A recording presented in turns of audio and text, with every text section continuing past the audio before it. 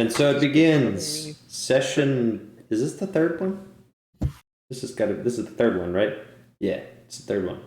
Session 3 of part 3 of whatever this is that we are still doing that is vaguely, indefinitely D&D related, but other than that is kind of whatever. Our group is splintered across the 9 realms, the 9 realms being 3 places, many of which are in the same dimension. One group sits outside of House de Lumiere. Another group sits in the woods outside Bluffdorf. Another group is venturing through the Feywild, and yet another group is elsewhere in the Feywild dealing with food shenanigans. Let us pick up. No. Let us pick up with the group Kier, Light, and Detroit, who have just returned from finding the path to Bluffdorf and are now coming back to figure out what exactly the plan is. Alright, you boys pull up to the after party. I believe it's evening. I don't know a specific time it was. You could say it's a cool 6 p.m. It's getting dark.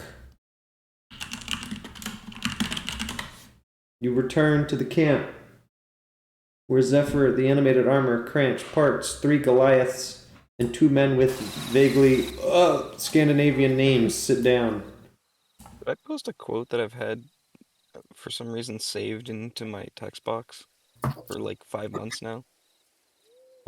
What? Alright, shooting the shoot. New mentions. He does not consent, but I do. That's been saved in my quotes text box since that date. And I keep opening quotes occasionally and go, oh yeah, it's still there. Wait, so you haven't posted a quote in that long? What did I mean by this? No, that's the funny part. Like, usually the quotes are posted immediately, but it's been months, so I don't even know. Sorry. Alright, anyway. Bloppletup, you hear creaking behind you, the snapping of a twig, and your head turns on a swivel, but it's just Kier, Light, and Detroit walking back. Cut off his head, go right for Detroit's neck. There's a spear in him now. Light barely is able to say, wait, no, before you've already crushed his skull with your fists. Uh-huh. I would like to suplex Bloppletup. Would you? Roll for suplex. Unfortunately, suplex is not an action. Alright. The bonus action. So the 3 people silently walk up to the group without saying a word. Yeah, watch this. Oh, big! I found a chocolate bar out there.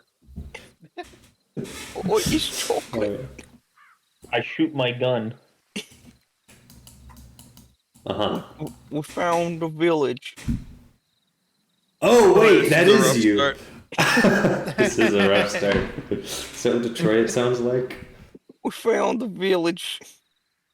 Yes, somewhat. We found the path to the village. Yeah. Which We village? cleared it a little bit. The Bingledorf. Bluffdorf. That... What? Village is named Bluffdorf. It's what he said. Wow, that was loud. Hey. Yeah, it says Bloodorf. You heard that too? Yes. Whoa! Was my mom texting me? Hold on, I gotta put my phone on silent. Oh no, I thought you heard the laugh. That sounded like a dolphin. No, I definitely did not hear that. Mm-hmm. It came from the world above. Okay. Curious. Oh! The world above. I understand the reference. We live in a basement. Oh, Alright. this is society. Alright. Anyway. This is where the other thing gets funny. What were the rules that I said to you guys? No shoes was a rule. Kiss up to the mayor was a suggestion. No weapons. No weapons. Armor's a maybe. Armor is a maybe. That's what I remember. I think there were only I like didn't 3 or write so. anything down. There was do's and there was don'ts. The don'ts was don't wear shoes and don't carry weapons, and the do was kiss up to the mayor. And there was another do that was tacked on. I don't remember. I did not have time to watch the recording. Those are the important ones anyway, so yeah. All right. Well, here says, so we should have the ability to get going whenever we found the path, but I'm not sure what our play is. We have a few options, though, I believe. What are those? Well, I was discussing with the boys, and you remember that I said the mayor is a bit of a piece of work. Yes. Well, if we want to avoid him, then we would definitely want to move in tonight. He may already be asleep, but we wouldn't want to come empty-handed. The wine would be helpful. We could pull up to the tavern, win over the people, and then get the mayor's approval through them. But there's a chance he'll be offended that we didn't go to him or that we came in without him knowing. But then we'd have to interact with him in the morning, at which point people won't be ready to drink, may not be as receptive to our gift. I do not know what to do. Huh. I'm sorry, you said drink and gifting? Yes. From what I recall, we agreed to put that wine to good use. I thought we were trading. Well, yes. I mean, technically, we're trading wine for notoriety. And then trading that notoriety for food. But nothing is exactly a given in the world of Bluffdorf. Their economy is not very concrete.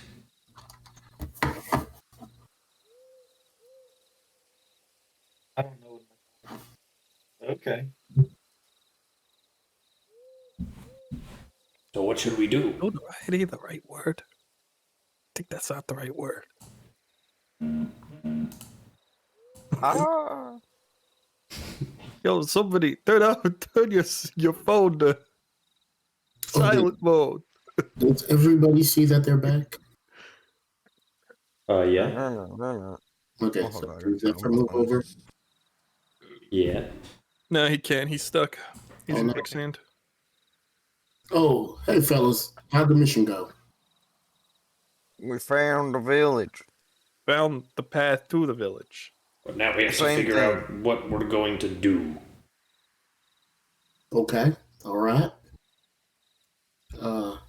Quick question: how long do you estimate that's going to take? Well, it shouldn't be too long. If we found the path and we're out of the woods, it's no more than half an hour of a walk. Maybe an hour. But definitely You know what? less. You know what usually works for me? I walk in, I arm wrestle someone, everybody loves me. That Can I will do not, that here? That will not work here.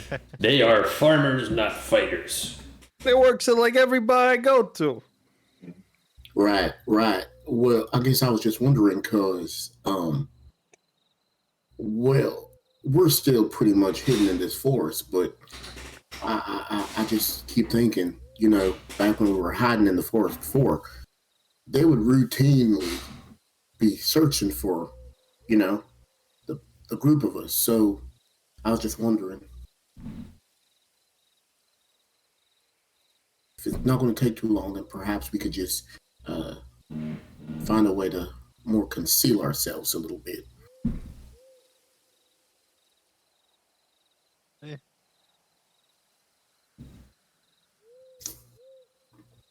Do you think we should just like send a guy in, check what's up, introduce that there's more of us, see test the waters, maybe a small group.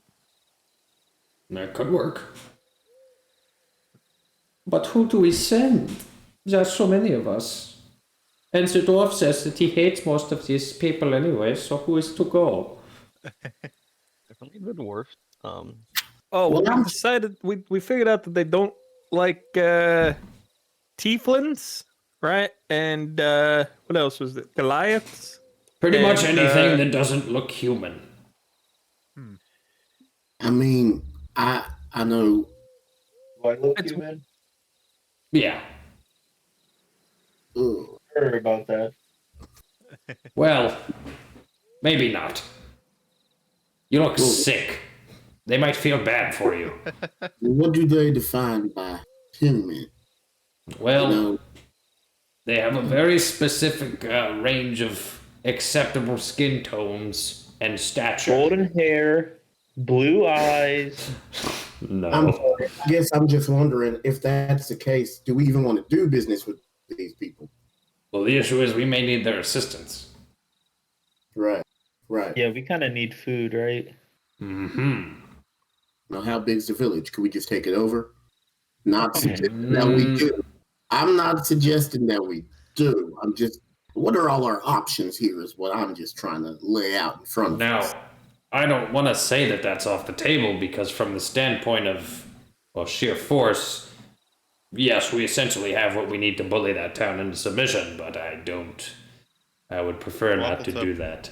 Paveltup does the rock eyebrow, but you can't see it because His face is a void and he has no eyebrows, yes. Okay, I mean, like if we do mess with them, right? Then what about like on our way back? What if we need more supplies? I mean, That's why I don't think it's a good idea.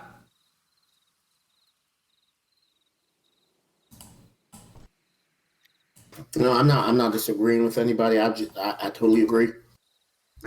My one thought was just, as someone who worships the Storm Lord, one of his chief tenets is to take things by force. And usually I reserve that for purely in battle, but sometimes if the situation can't be dealt with in a charismatic way, I think a show of force can also be helpful. Not saying that this is the case. I'll share my business. Well, I think that might be a little bit too conspicuous. Okay. All right. I don't think we want to raise attention to anything we're doing here. Right. And also, it's kind of mean. Right. I mean, we are an army, sir. What does that have to do with anything? yeah, but like we're trying to, Our fight is not with them. Mine certainly isn't. That is true. All right. we're Well, trying to make these people like us. all right. Well, maybe I just Trying to want to. become a Texan. I don't want to jeopardize anything, but I'd love to go along. Do we just pull the, there's a world-ending dragon flying around card? Well, honestly, I don't know how well that would work. I'm not saying it won't, I'm saying I really don't know. Well, can I ask this? What sort of protection do they have over their town? Because we could just march in, all of us. And I mean, sure, they may not like it, but if an entire army comes in, someone has to stand up and talk. Yeah, that would likely be the mayor at that point. And we don't want to talk to the mayor? Is that what we're saying? It can be a little straining. I think that's when we use a show of force. Nothing harmful is what I'm saying, but just let them know we have no time for the BS, and you either accept to work with us or you don't. I think we should be more discreet, at least at first. How about we send 2 or 3 guys in? Mm-hmm. Definitely you. You know a lot. What's his name? Is that Kier. Kier that's talking? Yep. You know more about this place than we do, so you can go bring some other people. Just inconspicuously hop in, introduce yourselves, test the waters. If you think it's okay to mention there's a lot more of us, then you can do that. Well, then maybe just me and the boys. They're plain, nondescript, not too tall. Yeah, I think that might be best. Well, any other suggestions, or should we just get to it and test the waters? You bring a bottle of wine with you. I agree. How about you take a few? I agree. Yeah. Alright. Are we being kitted up? Yeah, do it. No, we're kidding down. We're getting rid of our weapons. We're getting rid of our shoes. That is true. You're getting rid of weapons and shoes, but you're being equipped with wine. And away you go to the village Wait. of Bluffdorf. How much do you guys think you should take? I don't think you guys should take too much, but just enough for like the. How much are you willing to give is the question. Because I think you have authority over this stash. About every guy, so 3 guys, each one takes 1 bottle. If if the situation arises, we're like, well, there's more where that came from. Then there's more where that came from. No, I agree. I definitely agree. I think Dweeby understands that he probably wouldn't be able to finish like all of it. So, considering the fact that he has 27 bottles, I think you guys could definitely probably take 3. And if you guys need to promise more, you would just have to we have to get our wine expert. yeah. What you have to do is convince Dweeby that you need more. Alright, so are you all walking into Bluffdorf? Sure. Alright. Stealthily or casually? Casually. Casually walking Casually. in. That's what I'm doing. Are you Unless- attempting to look natural? Or are you just natural? What's the team decision here? Try and look as sketchy as possible. Are you going? No. It does look like that though. Yeah. he You're does just looking feral back at camp. Got it. Yeah. Alright. So, you go marching in, shoes off, weapons de-armed, armor on, for those of you who it's applicable for. And you walk in, and it's a little late, and the first thing you see is some smokestacks rising from over the hill as you get closer to the village. And the next thing you see is a small man, a very small man, on a bench outside of a home, and he is smoking a pipe. Oh. No. And as you approach, the old man, gray in his beard and sagging on his cheeks, he says, "Oh, we've got visitors, do we? Haven't you been here before, Mr. Dwarf?" I have. A few times. Yes, I remember everyone said you sounded just like me, but you didn't have an Irish accent. Yes, that is true. I was known for sounding just like everyone in this village. Weird how that works. Yes, I recall. Well, what brings you back in town? It's quite late. Well, we're just visiting, and I wanted to introduce my 2 good friends. And then he leans over like, what's her name? Howdy. My name's Detroit. And then he turns over to Light, expecting him to introduce himself. I'm Light McKay. Ah, quite built there, Mr. Light. Thank you. It's a lot of muscle for a little man. Okay, you don't have to rub it in here, fella. I'm surprised. Are you a human? Yeah. It's curious. Your halflings have to work much more at it to obtain such muscle mass than you humans. Our metabolisms just aren't the same. His country was better before. He's getting political. Listen, I can walk you through like a program, I'm far too old for that. But I remember in my days I was one of the stronger young men in the village, and every now and again travelers would pass through, and I was always a bit of a rowdy outdoorsman, and I held my own in the town, but when visitors came by, it simply, I just unfortunately couldn't keep up. And then there was the fact that most of the town didn't like the trouble I was causing anyway.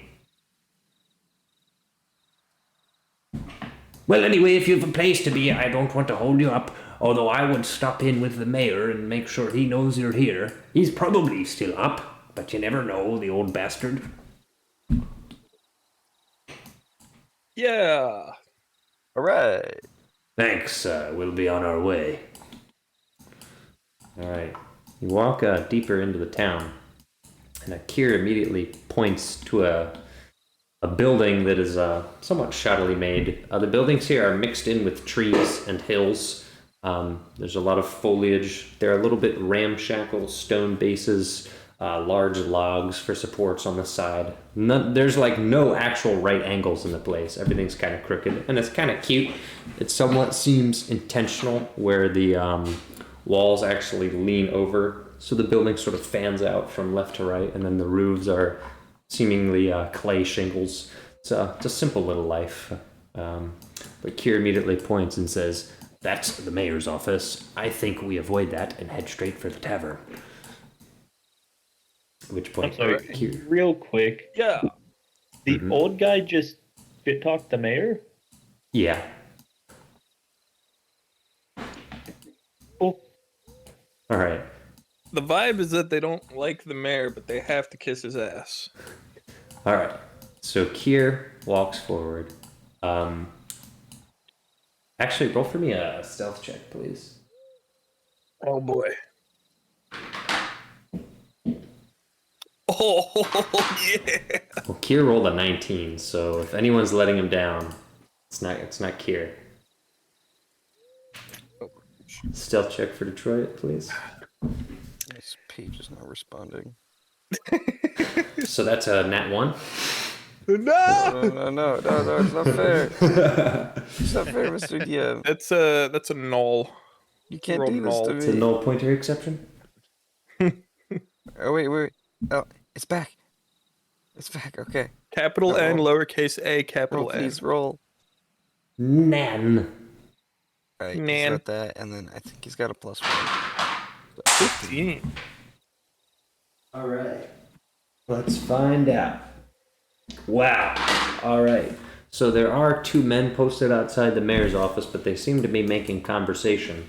So Kier sneaks by and says, "Well, hopefully that's it.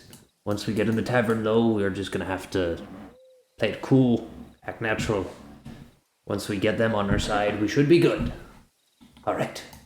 And then he sort of takes you through this little brush underneath the trees, entering a door, and all of a sudden, you enter a very quiet, still tavern.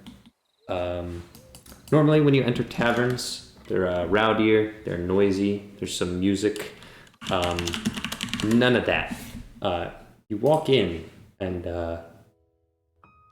there's a man sitting in the back, playing smooth jazz. Oh, Lord. On his hat Not going well. is a farmer's cap. But he's clearly a sophisticated man, gold rings on his fingers, tickling the ivory keys. This is a cigar and pipe lounge. Old halflings are laying around. The atmosphere is cozy, is chill. And no one is wearing shoes. So it's a good thing you took off your shoes. Pointing that out, kind of curious. Not even a single fight going on. We have to help this place. Kier says it's not that kind of place. And he walks in. They're so desperate to And, have all their characters. You draw the eyes of several halflings sitting back at their tables. Oh no, they don't have colors. I draw some eyes and MS Paint. You draw some eyes. There's several halflings sitting at stools. There are many around the piano player congregating. It's quite busy. And then there's a bartender, a stout female who steps up to the very short counter. And Kier sits down and says, "Hello, lass. I don't know if you remember me. I unfortunately don't recall your name."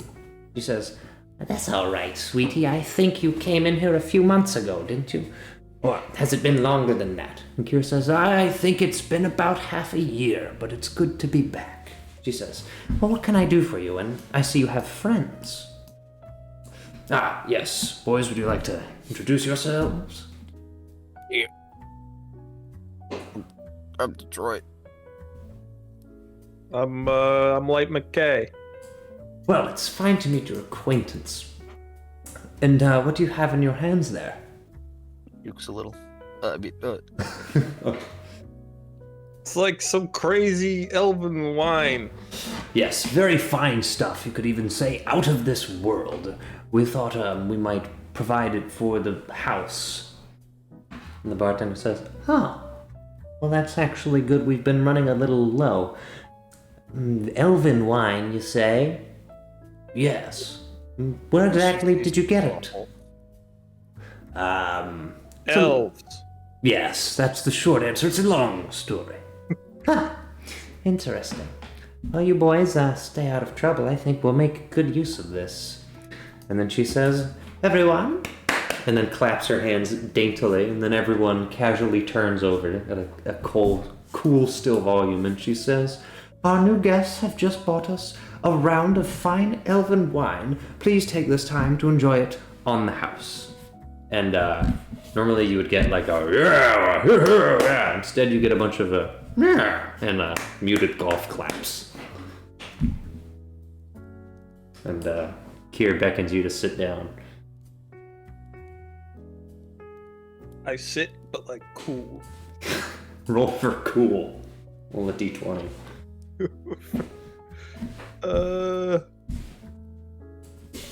17. All right. The halfling next to you, a young, suave man smoking a pipe, says, "I like the way you sat down in that chair. It was like normal sitting, but you made it look cool. Thanks, fella. What's your name, chimp?" I'm Light McKay. "Yeah, the name's Tony. Tony Greenfoot. My feet aren't Tony. actually green, but my dad was a gardener." Hello, guy's named Tony. I think we're gonna get along, especially with that opening gift you just got us. Seems like a real cool cat just blew into town. So, where do you boys find yourself here? And what did the mayor think of you?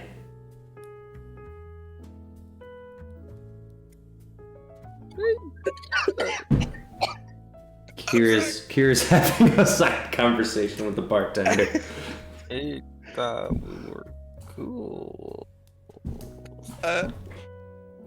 We haven't made his acquaintance yet. How loud did you say that? I'm talking, you know, We're dead. They've killed us. First DPK. I gotta be true to the character. Light's a little bit of a loud guy. Okay. So, half of the people look back. Some of the people playing the piano look back. The guy on the piano is rock solid. Roll an insight check. Boy, not my strong suit. Oh, hey! You get a feeling that that was a weird answer to give, and people are now a little bit weirded out. And Tony goes, "Hey, in town without the mayor knowing, that's an oddity. How did you manage that?" We just the dwarven fellow said that we should introduce ourselves, but we thought, you know, it might be rude to wake him at this time of night, so we were gonna, you know, just have a drink or two and see how things roll. On a scale of lying to truthful, lying being 0 and truthful being 10, where's that statement lie? I don't know, it's like a 7? I don't know. Roll for persuasion. Take out my gun. It's the only option now. No, that's performance. What was it? We gotta Persuasion. Persuasion. Just take the same thing, number. either way. All right. Tony says, "Well, I suppose that makes sense, but I figured it's an oddity that the mayor would want to get to know you. So, still pretty early. I guess he could have retired.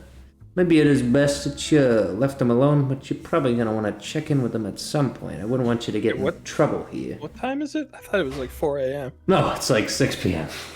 Oh, It's getting dark. Tony says, "You're not in any trouble. I know you're new here, and like Lassie said, I think your dwarf boy's been here before, so I'm sure it's all cool. But I would check in with the mayor sooner rather than later. You might want to catch him tonight. If he finds out you came into town without saying hello, he might get a little hurt in the feelings. Catch my drift. Of course. Yeah. What about you over there, Purple Boy? What's your story? Purple boy. Is it on purple? He can see. You're wearing a purple Zara uniform. Oh, I am. You fool. No, what was the question? What's your story, Purple Boy? A scout? A scout? You a military man? You served out there in the wide world? Yeah. What's it like out there? Not good. Don't go out. Roll for persuasion with advantage. Okay. Minimize that.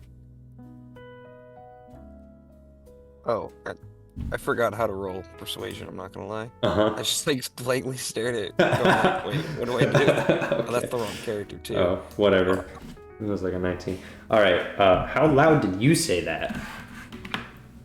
Probably like a normal volume. All right. So like only the people near you heard. All right. So Tony says, yeah, that sounds about right. The world is awful. That's why we stay here in Bluffdorf. It's clearly the best place on Mandril.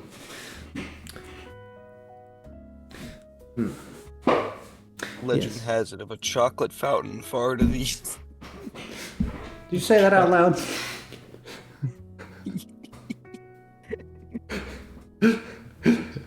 Nick? Good. How loud do you say that? All right. I think that place would be pretty cool to go to. All right. That's Sounds a little out there. I don't know about that. I mean, I know Mandril's a wacky place, but they just got chocolate fountains out there. think of the magic. It would be so cool. Magic's not really our groove here. It'd be so awesome. Generally, you're not a magic man, are you, Purple Boy? Nah. Ah, good. See, magic here is kind of a no-no. We don't like it. You know, play with people's minds, set things on fire. Doesn't end well. It's better for man to sit back and farm some more and then die. You know? Mm-hmm. It's a simple life. Well, Bleepy needs to retire here. Well, this is a place that you could retire. All right. The bartender loops her way back after talking to Kier in like a hush-hush whispery voice. So unless either of you wanted to do a perception check, she's just moving on because you would have had to perceive that conversation while Tony was trying to talk to you. So if not, she walks up and says, "Can I get you anything, dear, or would you just like to sample some of that wine you gave us?" Give me a drink, bartender. Yeah, honey, that doesn't answer the question. Is she talking to me specifically? Oh, yeah. All right. I guess I'll try the wine if you don't mind. We got a little bit more. Oh, you do? Well, that would be fantastic. You know, I think the mayor should hear about this. This would actually do us some good. I said something wrong that I regretted saying as soon as I said it. How much of it are you willing to part with? I might be willing to pay you for it if it's good so far. She's scanning the room and seeing who's observed it, and everyone is in fact very much enjoying it while smoking their pipes. So she says, "Yeah, this is pretty good stuff. I may be willing to pay a good chunk for that. Or maybe I'll talk to the mayor and he can help you out in some kind of way." Yeah, maybe. Okay. Well, here you go. And she pours you a little glass in a wooden cup. Is this place like bring your own pipe or? Yes, it is. We sell some pipes. Normally, though, you make your own pipe. It's a craftsman thing. And I'm not really. I break wood with my hands. I'm not very good with the fine. Well, we do stuff. sell cigars. Yeah, how much for a cigar? Just 2 silver. I will pay for a cigar. All right, you pay for a cigar. All right, she hands you a cigar. You hand her the money. She moves on. And how about you, sweetheart? What can I get you?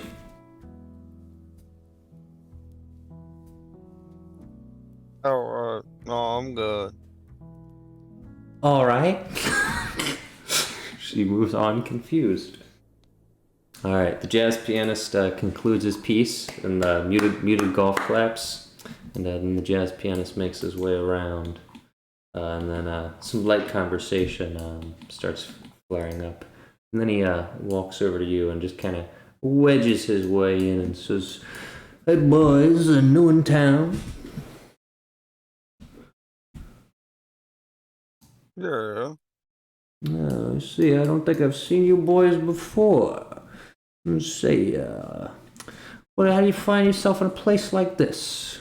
And then Tony goes, apparently they're from, one of them was a soldier, a scout. He says there's a chocolate fountain out in the beyond. The jazz pianist goes, that sounds like something somebody would say as a joke. Curious. I've been out there. It's a messed up place. Let me tell you, boys, solitude is great. You know what's even better is my brother. Have you met him yet? Who's your brother? The mayor, of course. Ooh.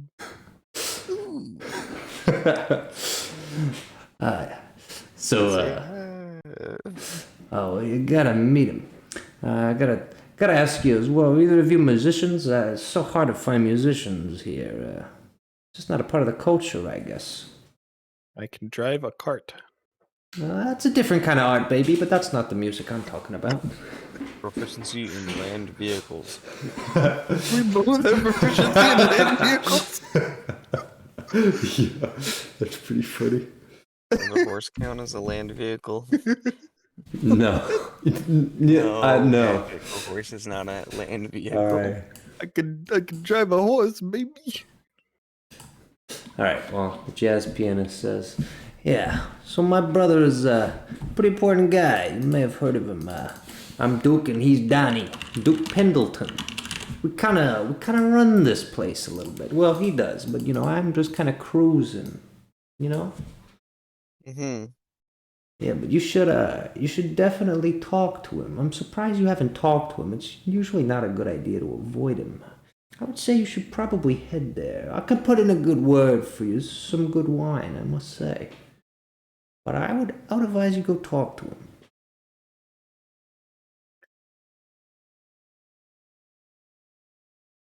Okay. I would go now. His tone shifts.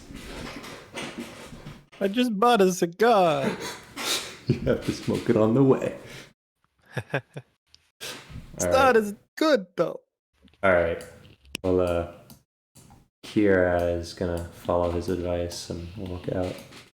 I guess we'll go with our chaperone. All right. I'll go with the chaperone. I don't know what Troy's doing. All right. I mean, I gotta follow, right? They have me at gunpoint.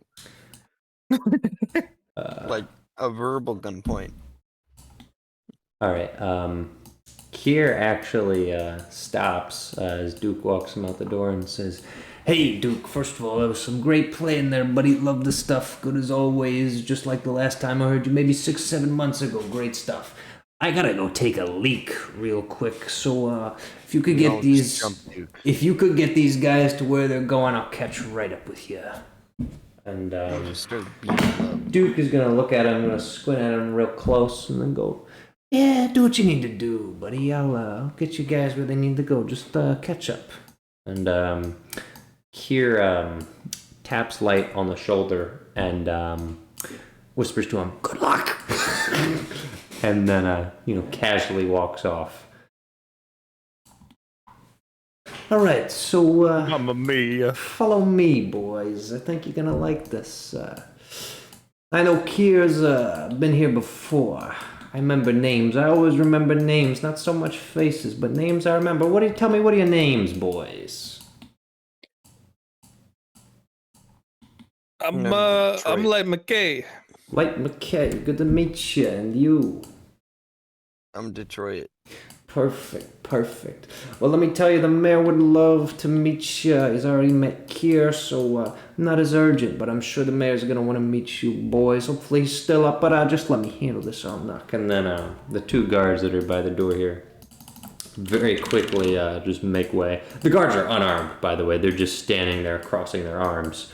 And then Duke walks through, opens the double doors, and ushers you inside. And you're now in the foyer. And Duke says, just wait here, and I'll go see if my brother's up and around. Wouldn't want to disturb him unnecessarily, but figured we should check in. And by the way, are you boys planning on staying the night? Because I may be able to hook you up. I don't know. Are we Detroit? Yeah, are we? I don't know if that was in the cards. He sees that you're uncertain and says, well, hey, just let me know. But I'm getting ahead of myself. We got to see what my brother thinks of you first anyway, so let me go get him. And then he walks into a side room and then closes the door behind him.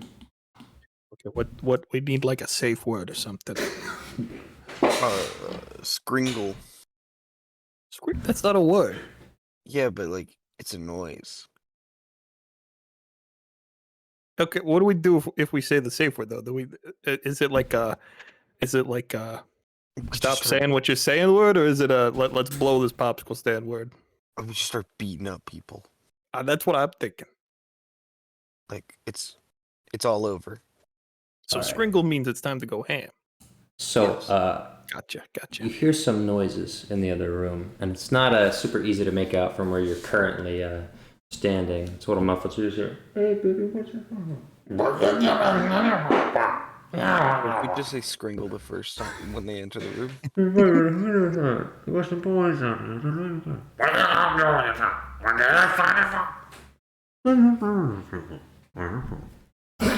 The door's open, and out steps Duke and says, hey, my brother will be right with you. He's not in the best mood now, but don't worry about it. I'm sure he'll be smiling right as he sees those beautiful faces. And then he taps the light on the cheek and then immediately runs out of the room and closes the door. All right. I'm feeling a little bit responsible. All right, let's switch groups. Meanwhile, Malachi is in the Feywild, walking on Vitrus Dumbledon's property. All right, so here we are. And Darius says, so the last time you met this man, you promised him you would return, so he was definitely not going to attack us, right? Yes. Also, I sent him a message to let him know that we were coming, so... Oh, good. Okay. Good. Great. Good. Do you know how much more of a walk it is, darling? No, I actually don't. I just hope we don't trigger off any of his, how shall I say? Is that a scarecrow? And then Raven looks out into the field, and there is in fact a fairly tall wooden monument standing in the middle of the field. Wow. That might be new. Listen, the last time we came here, we attacked some things that belonged to him, and it did not go well. I would suggest we leave well enough alone and just go talk to him. Huh. You attacked his things, and he still agreed to meet with you? Yes. Huh. Nice. You're welcome. Alright, it's a little creepy. For those of you with a passive perception higher than 13, the scarecrow's head, in fact, turns to eye you up as you are walking around the property.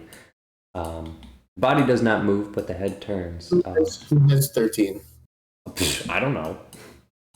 That's for you to know and me to not care. Okay. So if you're stupid, you don't get to see that. All right. I can check fart smeller. Fart smeller does not see. That probably means Malachi doesn't either. So that's just a little funny hee-hee meta-knowledge. Raven probably saw it and just said nothing. All right, it's quite a bit of walking. And it is becoming evening, so it's getting a little bit darker. It isn't very well lit out. But thankfully, off in the distance, you see a house, the same row of silos that you attempted to steal from before, and each lit up by some candlelight and a few torches as well. And there are, in fact... While we're walking, because you said this is taking some time, could I have been trying to teach Smeller how to cast light? Oh, of course. Roll for me an Arcana check.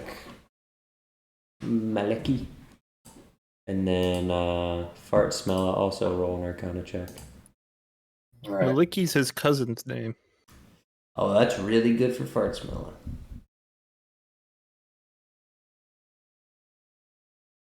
Well, you roll. Rolls really high. You got hardware acceleration turned off? All right.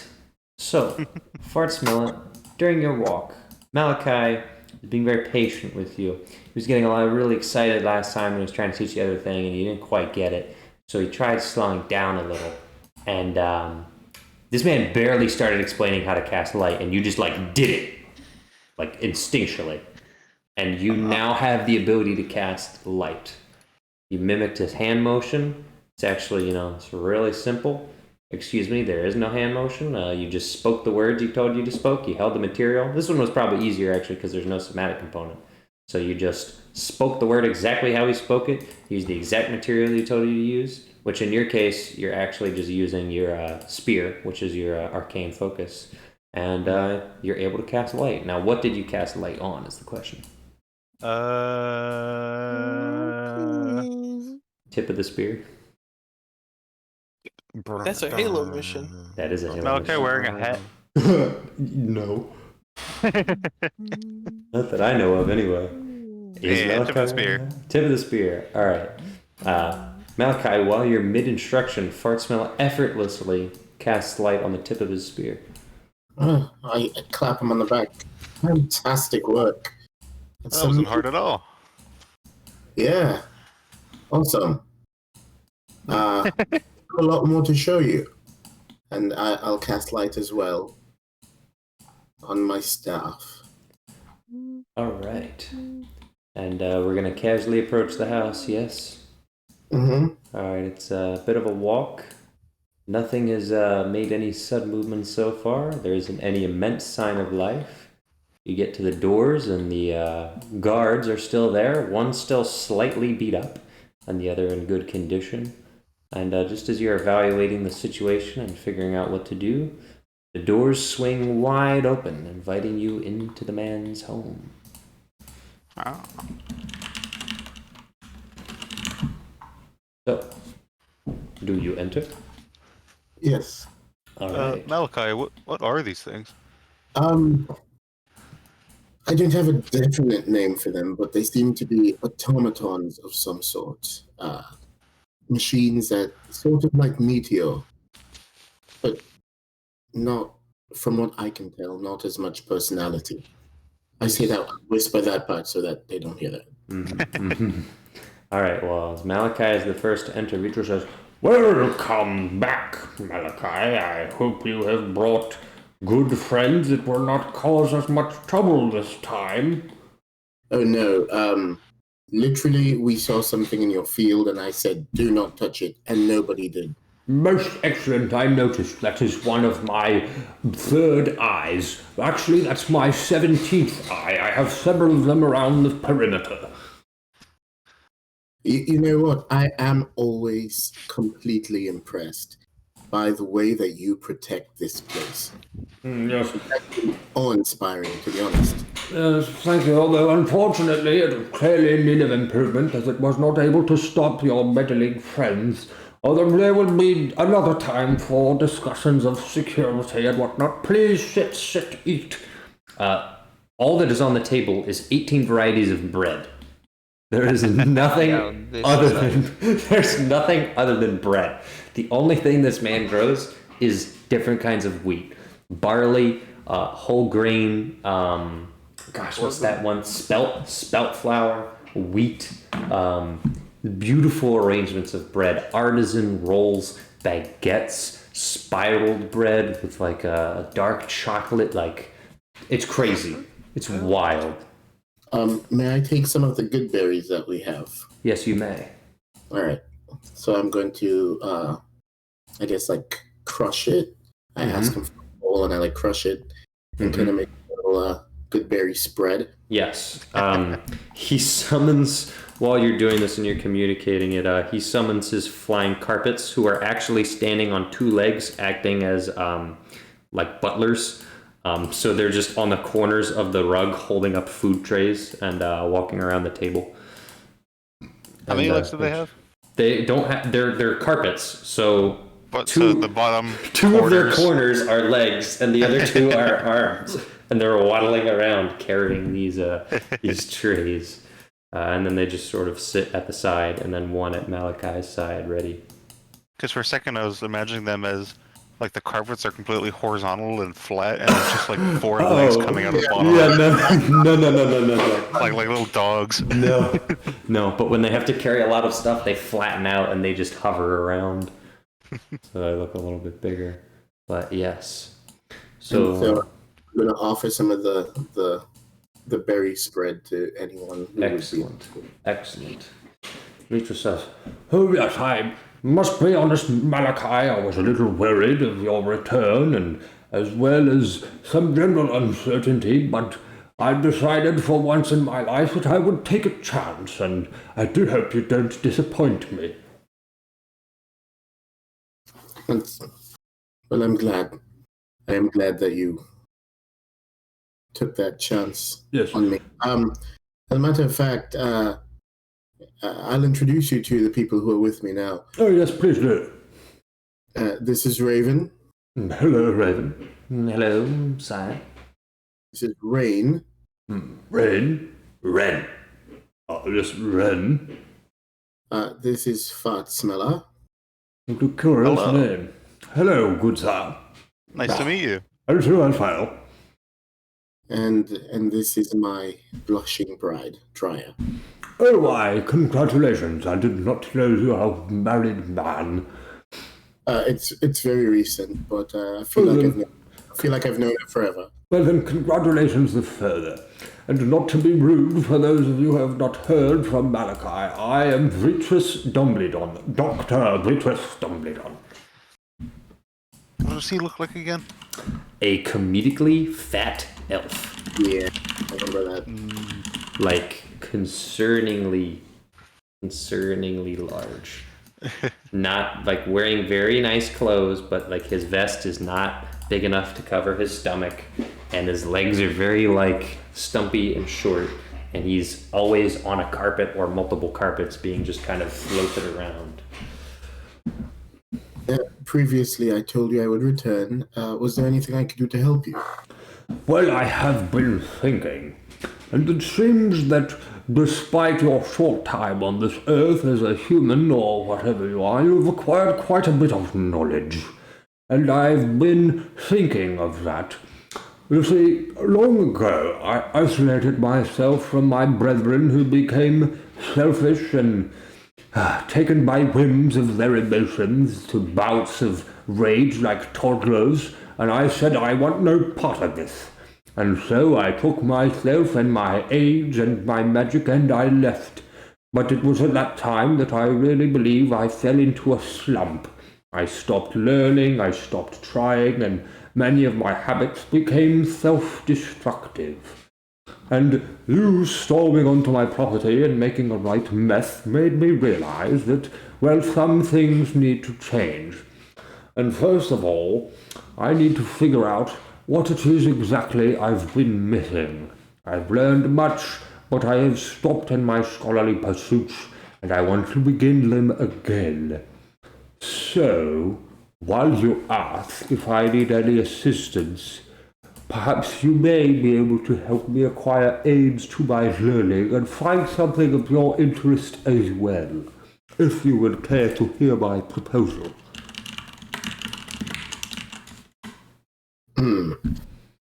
Well, it seems to me that part of you is also longing for something greater, some higher purpose as well. And if it pleases you, upon hearing your request, I may have one of my own that may benefit you as well. Oh, most curious. Well, who should go first? Well, previously when we came through here, we were looking for my wife's sisters. We were actually just trying to find a way truthfully to traverse between distances on the material plane in a short amount of time. Well, But part of our challenge was we were trying to avoid the attention yes, of a powerful enemy. I see. He is known as Xerxes, and he is currently the king of the kingdom of Lucine. Well, I have no idea what that is. Let's assume that that is not in the Feywild. No, it is not, and I will say that it is my personal belief that he got to the throne and to power by dishonest means, and so it has been our duty and our job to thwart him. I see. Where is it, to be blunt, that you see me coming into all of this? Well, truthfully, we have a camp here in the Feywild, but I doubt it's safe. Displaced beasts roam the plains and the forests here. they do, and it's true. We've surveyed a number of places as we've walked, and I have found nowhere near as well protected nor as prosperous as yours. Yes, that makes a great deal of sense. And so I was hoping you have a lot of land. You'll want to use my farm as a base of operation. In exchange, some of the people who are not combatants, those who won't be fighting, they can help tend to your crops and your fields, and in exchange, we help each other. Let's put it that way. Roll for persuasion. Rolling for persuasion. 20. Wow, okay. Man's got a +8. Alright, Dr. Vitris thinks, he says, Well, to be honest, Malachi, that could have been much worse. I was worried you were going to drag me into a war, and that is something I would not be interested in. But being an arm of aid is much more agreeable. There are caveats, though. And first of all, to be blunt again, I simply don't like people. And a lot of people milling about means a lot of trouble. And one of the things of which I am most worried is individuals who do not have the ability to regulate their emotions. It is what drove the Eladrin mad with power and strife and joy, but an inability to work, a lack of work ethic, every possible bad attribute that you could have in excess, they have fallen to. By their bootstraps. Yes. So, Maybe. I simply worry that the same thing will happen to your group here. Not everyone has the mental fortitude that I myself have acquired over the years.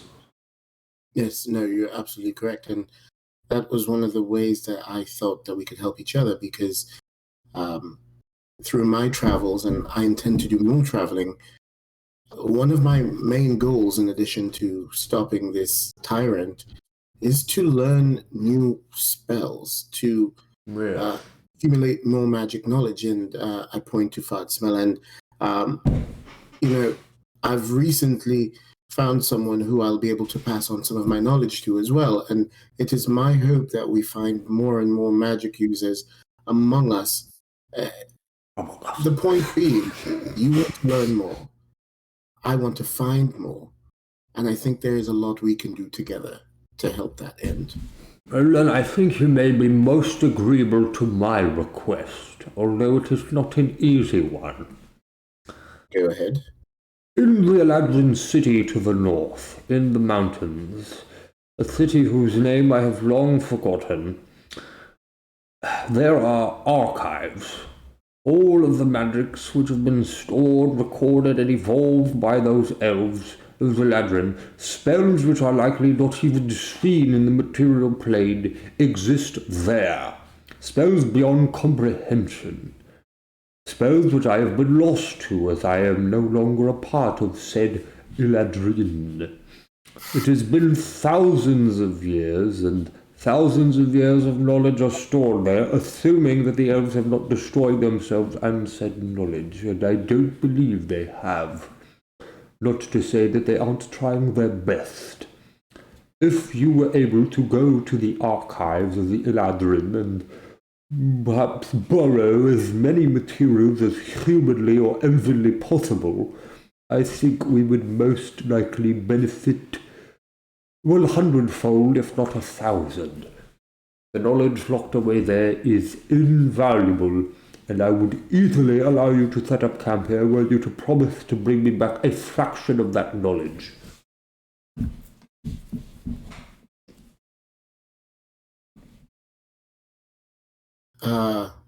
Let me talk with the group. Well, take all the time that you need. If you like, I can let you stay here and I will evacuate to my study. Thank you. Yes. That's very agreeable of you. Blah, blah, blah, blah, blah, blah, blah. He evacuates to his study. Well, you all heard the man. I don't. We were supposed to be looking for Dryas sisters, weren't we? Yes, the benefit is if the elves you speak of, the Eladrin, are the ones to the north, that is where we need to go. Anyways, we may be able to kill two birds with one stone. That seems to be the name of the game. And it would benefit you as well, Private Smeller, if... They may even have history, lore on the origins of the Dryad. Spells long forgotten in our lore. That's true as well, Raven, and I think... That was Dryad. Raven sounds like this. Oh, I'm sorry, my darling. By the way, Private Smeller, do you mind if I call you FS?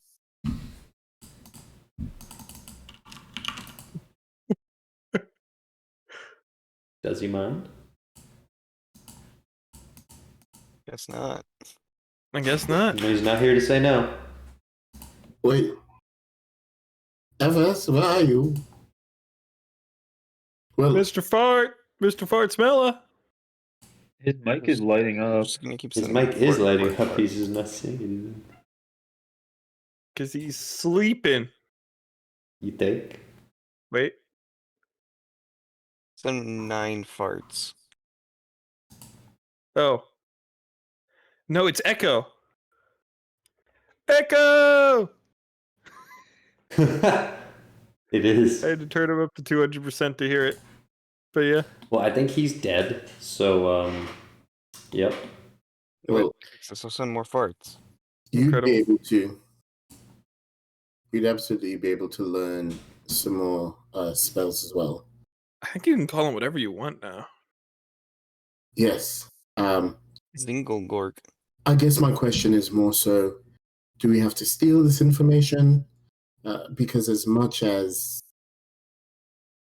I want to be able to take any mission that's given to us, as one of the prophets of Bahamut, I definitely can't breach any,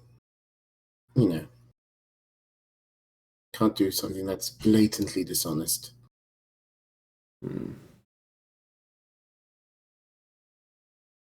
How agreeable do you think the Eladrin would be? Depends on what type they are. Mm.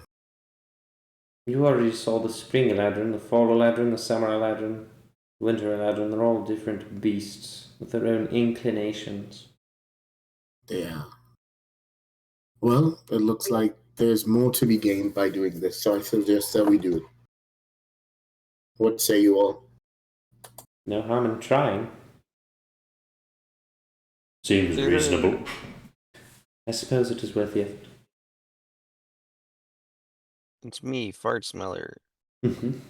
Smell up. Shoot.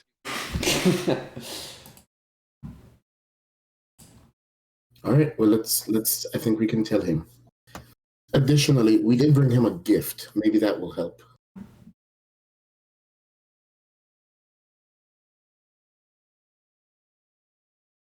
What gift did we bring him? An armored suit. Oh, that. Where is... Oh, yes. I thought you were talking about the other one. The smart one.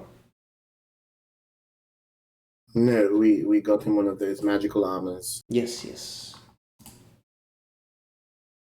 Perhaps we give it to him as a show of goodwill, and then we can. Yes, here's what we'll do. We'll give it to him as a show of goodwill, and in exchange, he can let them start staying here while we go on the mission to retrieve these scrolls. I suppose that makes sense. I think the sooner we can get the rest of the camp to a place where they're able to forage and have regular, more constant food, and also be more protected, the better it will be for them all.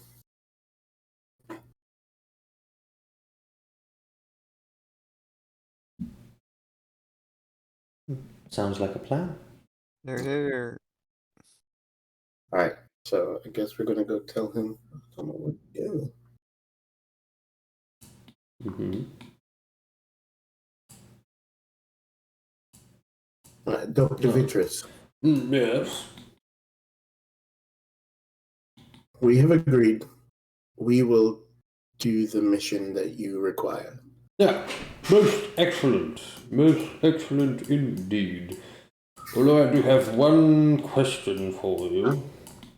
I also would like to ask as well. Yes, very well. I have also brought you this. It That's was armor that we discovered when we infiltrated a magical prison. a regular animated armor. Yes, sir. Why does it look so strange? And then he walks over to it. Well, he doesn't walk over to it, he floats over to it. He starts poking it. And he says, this is not an average enchantment. What is it you have brought me? All right, so I'm going to step aside and say, whoa, before you investigate, Oh, I will give you, you can go ahead and do as much investigating and experimenting as you would like. In exchange, I would like to have the army moved here while we go onto the mission for you. yes, that was my one question. How large is this army of yours?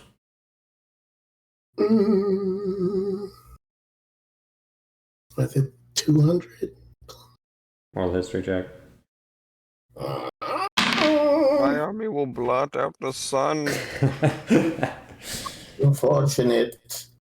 It seems that I cannot recall without the aid of a rolling device. A 12. It was like... There was a few hundred. You don't remember how many hundred? Yeah, it's definitely over 100 people. But less than 1,000? Oh, yes, sir. Yes, sir. Well, that may be doable. I may have to lose one of my precious barley fields. I don't know how I will part with it. Only 4 of my 7 granaries are full. But I must, if this is to be done. Very well, I will demolish the northern barley field and you may set up camp in its wake. Well, I was going to suggest as well, please remember, as they will be working in the fields as well, and so this will benefit you as well. Yes, I understand, but you must also know that my robots have been trained very well to, well, they do the job better than any human. But help is better than no help. Yes. Very well. Now I'm going to investigate this thing, And then he sort of just scoops it up and bear hugs it and then slaps it against the wall and says, and we will see exactly what its properties are. Can I take 5 minutes and do a quick sending? Yes. Gonna send it to Vesper. Mm-hmm. Has Vesper returned? What do you Maybe. mean? What do you mean returned? I mean, Vesper took Brother a tea took a break. piss. Okay. okay, real life Vesper is here. I'm going to send, do a sending that says, success. Move army to Vitrus Dumbledons. We will do a separate mission for him that coincides with our own. See you soon. End message.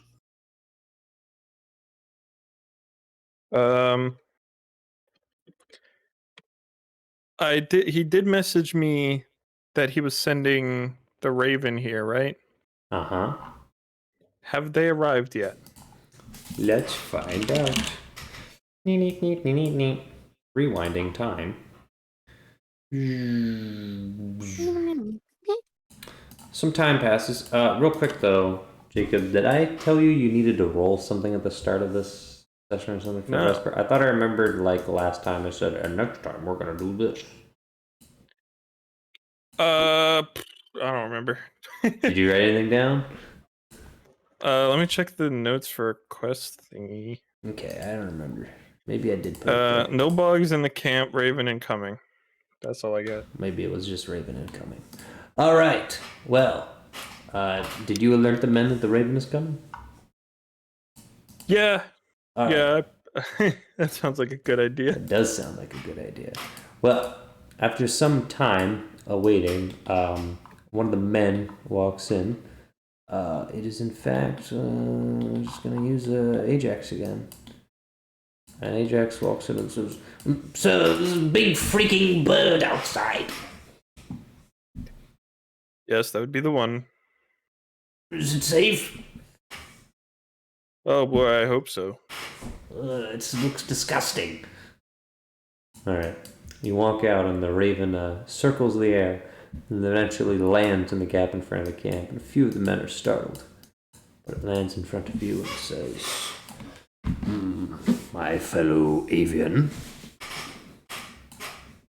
Greetings. I believe we have met recently." Somewhat.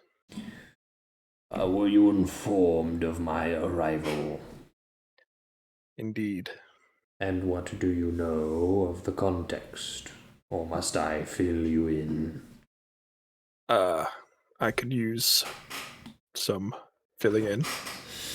In short, Malachi arrived on my metaphorical doorstep, and we had a good discussion. We talked of our plans, our futures, and our hurdles to overcome. And in return for my people being given a somewhat new vision, I agreed to assist in ways that I can. Good. It's nice to have you. Yes. Have you had trouble with the wildlife?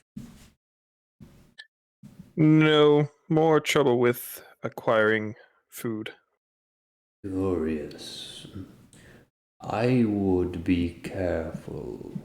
There are many displacer beasts that roam this haven.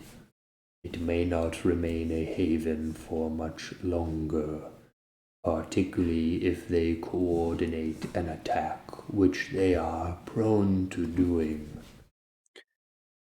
Well, if things go well, we may be moving southward. And if they do not, I will have a small legion of birds cover you. We devour displacer beasts. They are one of our favorite courses. We'll have to try it sometime. Indeed. Alright. The Raven says, "If you need nothing of me now, I will simply be your eyes. and I will keep an eye on the wildlife. Thank you. All right. He flies away, fly to battle, and he flies away, fly to battle. All right. Did you instruct Solomon David to teach people how to fish? Sure. I mean, that's one of the notes I don't know if we explicitly roleplayed that, but that's his like role in the. Let's do it. He retired for the evening. He got a couple people in. The evening is wrapping up, and then things are going pretty basic. You're dealing with some of your admin tasks, and then you get your sending from Malachi saying success.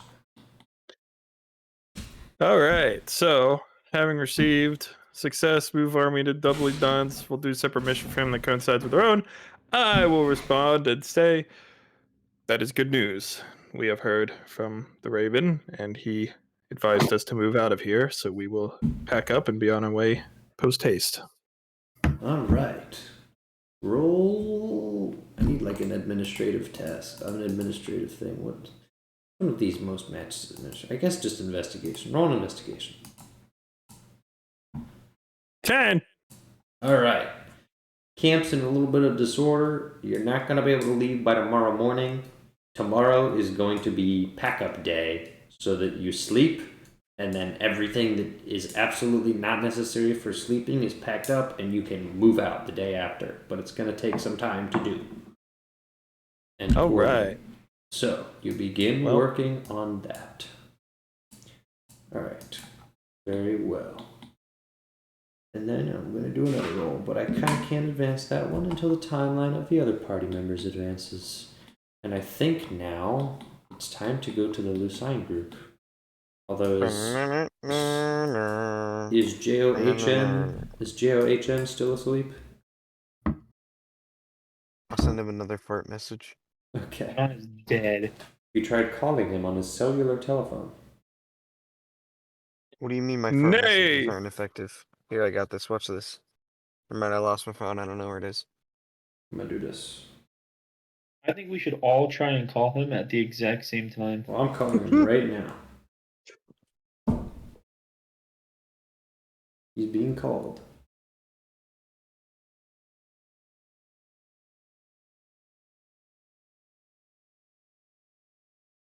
Nothing's happening.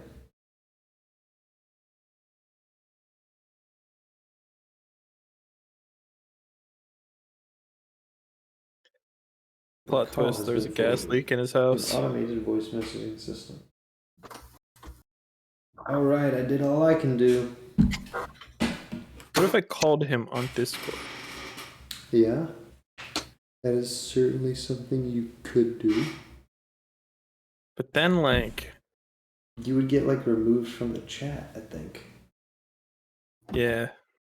And if us talking isn't waking him up... Yeah, no, I don't know what's gonna work. What if we got, like a bot in here? That could be something. We just turned ChatGPT into John. I actually lied. I'm gonna do something else. He comes right now, I'll give him $100. I really hope he comes more because that would be really funny if he actually just... When I'm broke, why would you do this to me? He I have is to go buy a tuned whole into new your streams, so computer case maybe tomorrow. if you play something loud. Alright. I actually lied. I'm going back to this group of individuals. Who here has the highest passive perception of Bloppletup, Zephyr, and Dweeby? Passive perception. Oh, I just opened up my homework. Hold on. I have a 14. Alright. Oh, I have a 15. Okay, perfect. Dweeby. Something smells weird. To the north. Something strange. Neighbor. Blopple farted. No. What's it smell like? Blood. What's north? North is up. Okay. Which way to the city again? The city is east.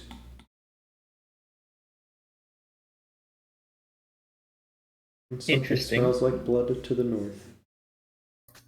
Wait, you And have I to don't. Dean to spell it? What? Yes. Okay. No I'm one gonna else start is in. sniffing really loudly. Olaf and Advar just look at you weird. You'll smell that? No.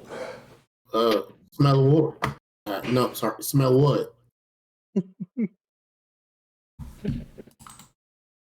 I'm gonna Blood. do a perception check now. Mm-hmm. Smells like blood. All right, got a 17. You smell the faint scent of blood.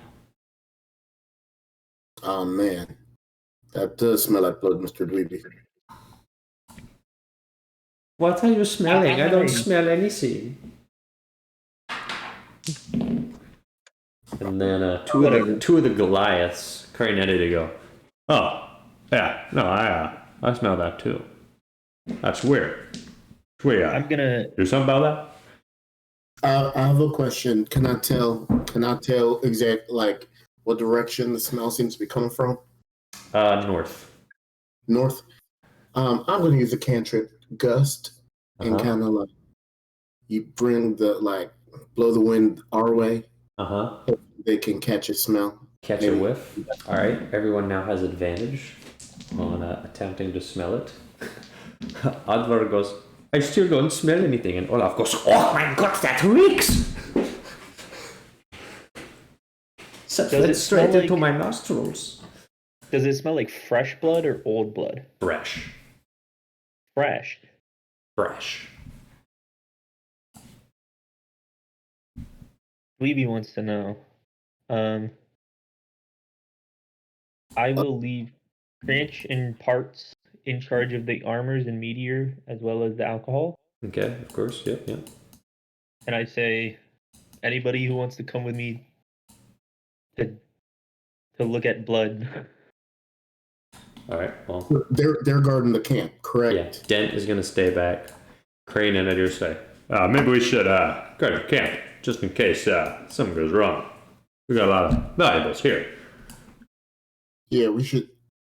I mean, I'm down to go and investigate with you, Mr. Dweeby. I just want to make sure that the camp's all Olaf goes, oh yeah, I agree with protecting the things. I think that I want to protect the goods. It would be bad if something bad happened to them. I'm sure it's nothing. I'm going to go over here.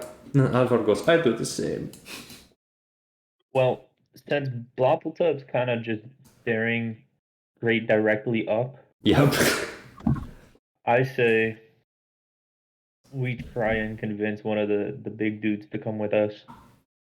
Alright, well, Like- since Crane and Eddie are being babies, Dent says, I mean, I'd rather investigate than get caught blindsided. Great, let's go. Let's do it. Alright, you guys begin walking north, attempting to suss out the situation, and as you walk, it gets clearer and clearer where the smell is coming from. You actually drift a little bit further. I'm going to make it so that you're a little bit further on the map than you actually are, but I don't feel like drawing more map. Until eventually you get to a place where you see the site of the poor smell. And it is a mangled animal carcass. And there is not much left of it, and the ground is drenched in blood. If you want to try to figure out what exactly it is or what happened, that's going to warrant an investigation check. All right. Investigation checks, you said? Mm-hmm. What about if I try to do a survival check to see anything or nature? That could give you some different information. All right, I'm going to try to do a survival check. Okay. All of my shit is so bad, bro. Can I do animal handling to see what kind of animal or creature it was? I got a 9. I'll allow it. Yeah, this thing is dead, Zeph. All right. Ooh, a dirty 20. All right. There's no animal to handle, and you're not super familiar with animals. Not of the surface. What you are familiar with is teeth, and what you also are familiar with is force production of big things. Because as a dwarf, you have a lot of force production. In the underground, there are a lot of scary creatures that are large and have a lot of force production. You generally can tell how strong things are by the messes that they leave. This animal is... oh no, this is not good. Whatever did this is very, very strong. I'm going to try that investigation check now. Mm-hmm. Got myself at a dirty 20. Okay. From what you can tell, this animal barely even had a chance to run. Most of the blood is centered. It's completely destroyed. Most of it's been devoured. There are shattered bones on the ground, which means whatever was eating it was completely vicious and was completely unbothered with breaking very large section of this deer's upper leg into pieces, splintery pieces. And there's very little left to show for this carnage. So whatever happened, it was fast, it was quiet, and it was deadly. Right. And you're also saying that there isn't much meat on that carcass that we can salvage. Correct. Almost none. It's picked clean. And the carcass itself is not much more than a pile of shattered bones.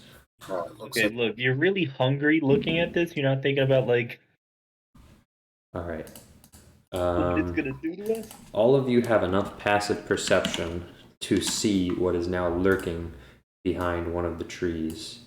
And it is not good. So... How far from camp are we? 200, 300 feet. All right. So more than this. I'm going to whisper. Within yelling distance? I'm going to whisper in the Yeah. I y'all see that? Y'all see that too, don't you? How big is it? Big. Large. Like No, it's 13 feet gargantuan. across.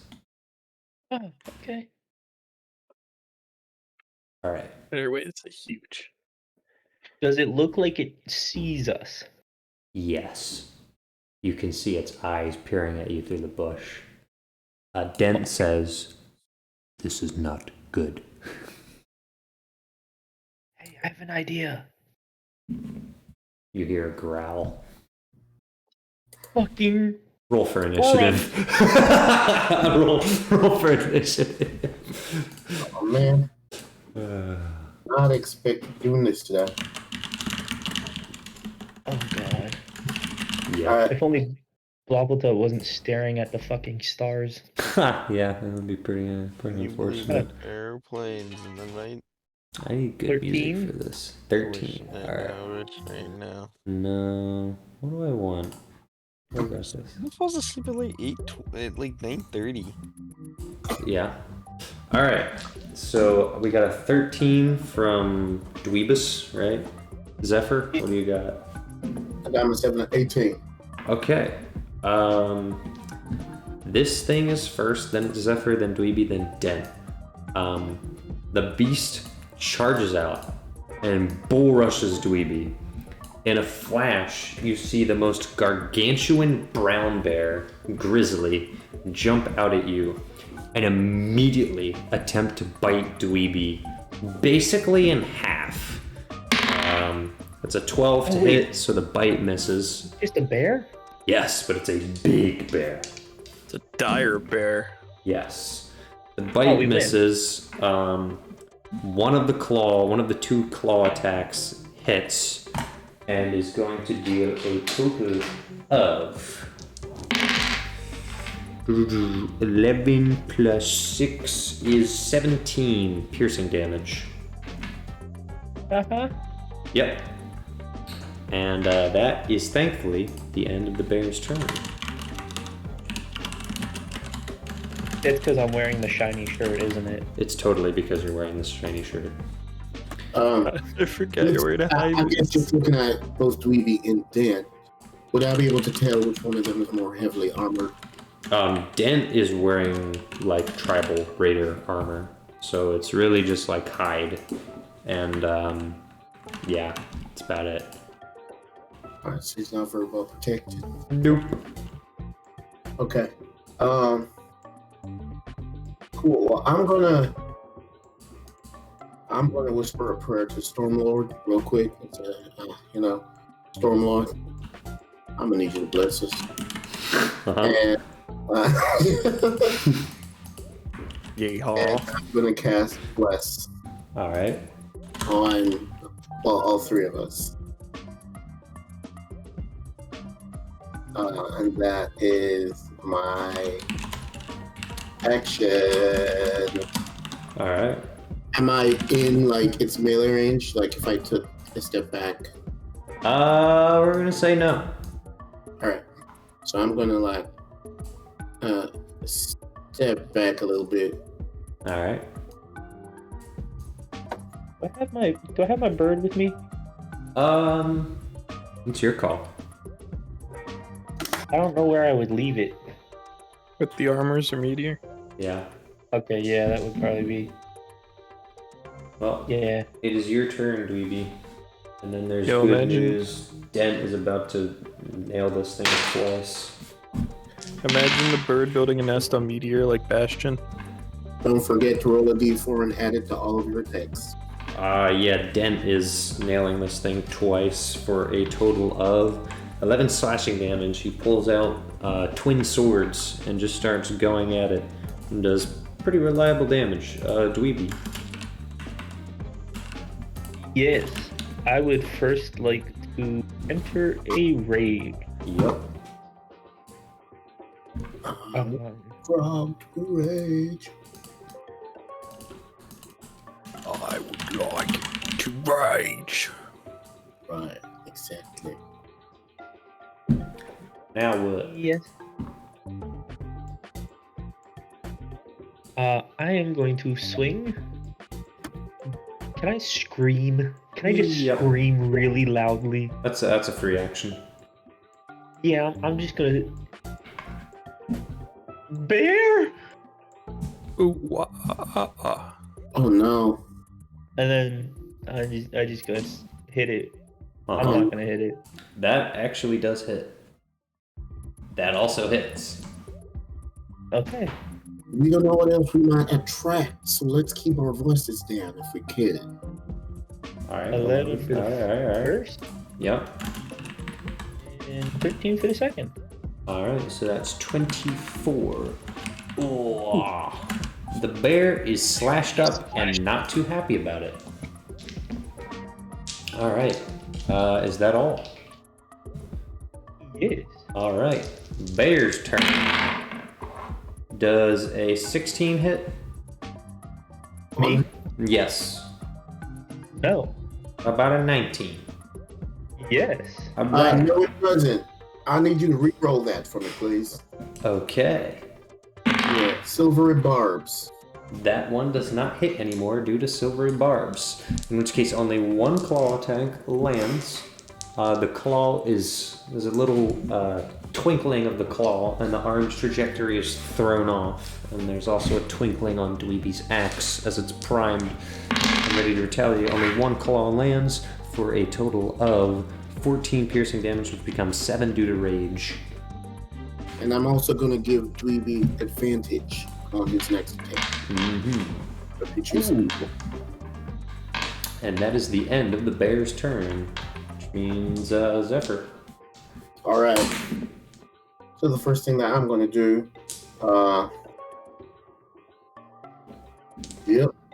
I'm just going to go right on ahead, and I need you to make a Constitution saving throw. Bear's making a Constitution saving throw. It failed. All right, failed. So you take 6 points of cold damage, All and right. you have advantage on the next attack roll. It says weapon attack roll. I guess I include your claws. Yeah, it do. All right. All right, is that all? Yeah, so it just causes Alright. some form on that claw. Well, the good news is Dent got a crit and a hit for a total of 8 plus 6, 14 damage. Which is good because the bear's now looking kind of weak for Dweeby. Okay.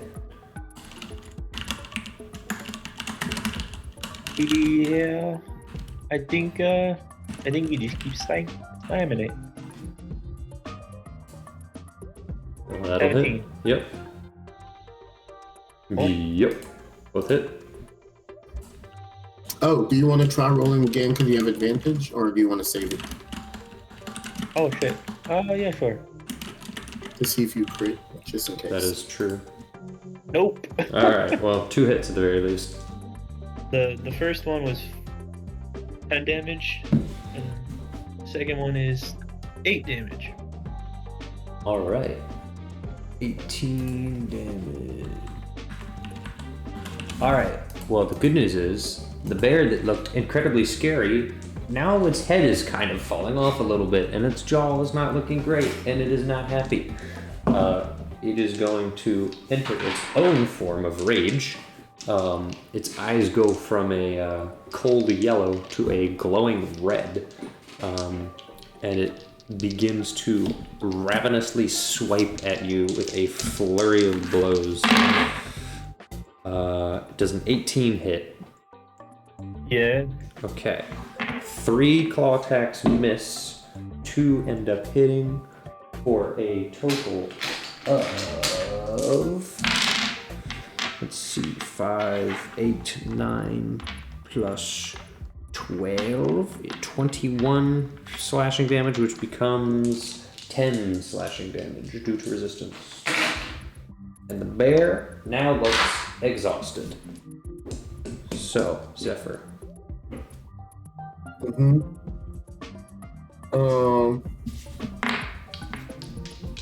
Yeah, I won't do that one. I don't necessarily want to do this either. From where I am, I'm just gonna say a word in primordial, Okay. and I'm just gonna say back, and it needs to make another Constitution saving throw. Not a wisdom saving throw? Constitution. Oh, well, it doesn't matter, it failed. All right. So it takes 3 points of radiant damage, and as a bonus action spell, I'm going to use Healing Word. Mm-hmm.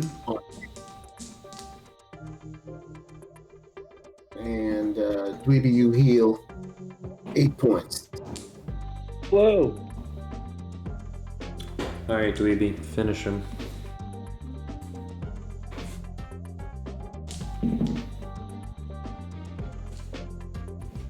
Yeah. I'm just gonna crack him on the head with the side of the axe. Hit him with the I don't know. 17. Yep. Can I non-lethal it? You could. No, that one does not hit. Oh, for the love of fuck. 6? Okay. The bear is still alive. On Wait, last legs, but alive. Wait, which one did you say did not hit the 10? Yeah. You roll a d4, you have bless. Oh, he's right. Oh fuck. I forgot about that. You do have that.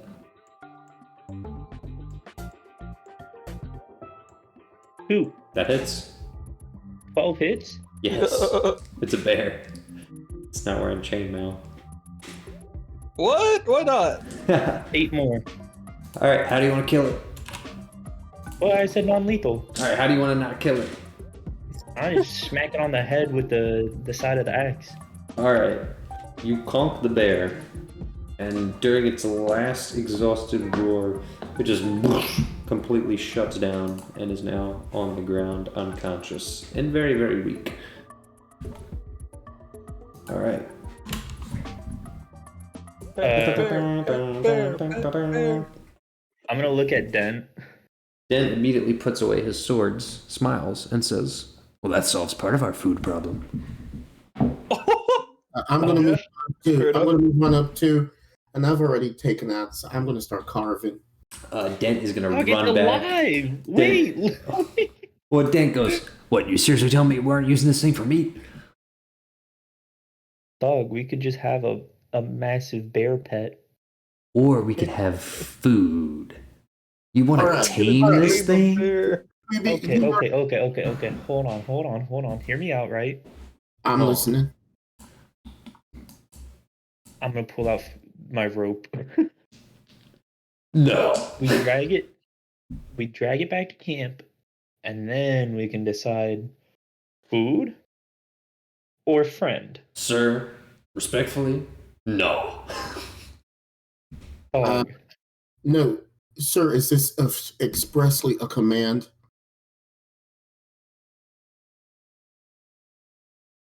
don't tempt me. If it is expressly a command, I will tell you, sir. I will go along with whatever you say. But if you ask me as a fellow compatriot, I think we don't need to be introducing this kind of risk to our team, especially when we're split up right now. Yeah. I would love to have a little bear, a giant bear on our side. I agree with you, but We don't have any druids to tame it, and this beast is wild. Bear meat has worms. No, it does not. I've Yes, eaten it like does. 27 bears in my lifetime. You can deworm them. You've got worms. I don't have worms. well, if we wait till tomorrow to cook it, I might be able to purify it or something. Huh. That would be helpful. Well then, Sir, I'm permission to start kill the wrapping- bear. stop. Well, how I'm about wrapping my rope around the bear. We're gonna drag it back to camp. By yourself? I've got Dent. Okay, no. I'll help. Alright, everybody roll strength. Well, Yes. can I, well, I guess technically it doesn't work that way. I was going to use the wind, the gust thing. Yeah, But- no. It says a smaller medium creature gets Oh, yeah, pushed. this thing's massive. Alright, what do y'all got? Huge. You said strength checks? Yep. 22. Well, that's helpful. I got a 4. Y'all three cannot move this thing. You're close. You're getting it to move, but you're not getting the frictional force of it being stuck on the ground to actually fully move. You're just like pivoting the torso a little bit and yanking the spine, but it is not. Come on, budging. man. I thought you were supposed to be helpful. I am helping here. It's I Pull your weight. It's freaking Zeph. Noodle arms. Okay, I got to say, Mr. Dweeby, I did enjoy being in combat with you. This part, I'm not such a fan of. I mean, Are the people at camp coming over yet? Because I yelled at them. I can go get. Oh yeah, that's actually true. They probably did come over. So Crane and Eddie appear and go, "What seems to be the problem?" Oh my God, that's a big bear. All right, come on and help out. Yeah, sir. All right, let's go. Why are we pulling this bear? Don't even ask me, buddy. We'll talk about it later. Just pull. All right, I'm gonna roll another strength check. I want to help. All right, redo it. Resubmit. I got Fuck, 14. 30, 44. Well, All right, all you needed was a 6 F. The 5 of you combined with 3 Goliaths pulling most of the work and Crane rolling a 1 are able to pull this bear slowly and steadily back to camp, leaving in your wake a glorious trail of blood. Not bad. do we notice that? Trail of blood? Yeah. Okay. So, because I was saying that we need to be careful, I would like to go back and just like cover it with some dirt and stuff.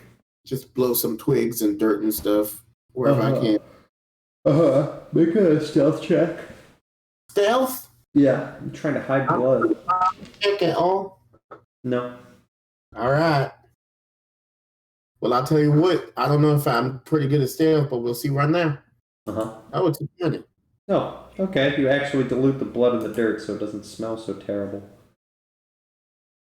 It's a little bit less obvious. There you go. Good job, bud. Alright. I'm trying to earn my keep. Well. Now, there is a giant bear carcass just outside the camp. And, Hey guys, look what I got. what are you doing? What are we supposed... What? What? This thing was just hanging out over there. I am speechless. Does this mean we get to eat it? What do you think, Blobbletup? Wobbletup is staring off into space in one of his episodes.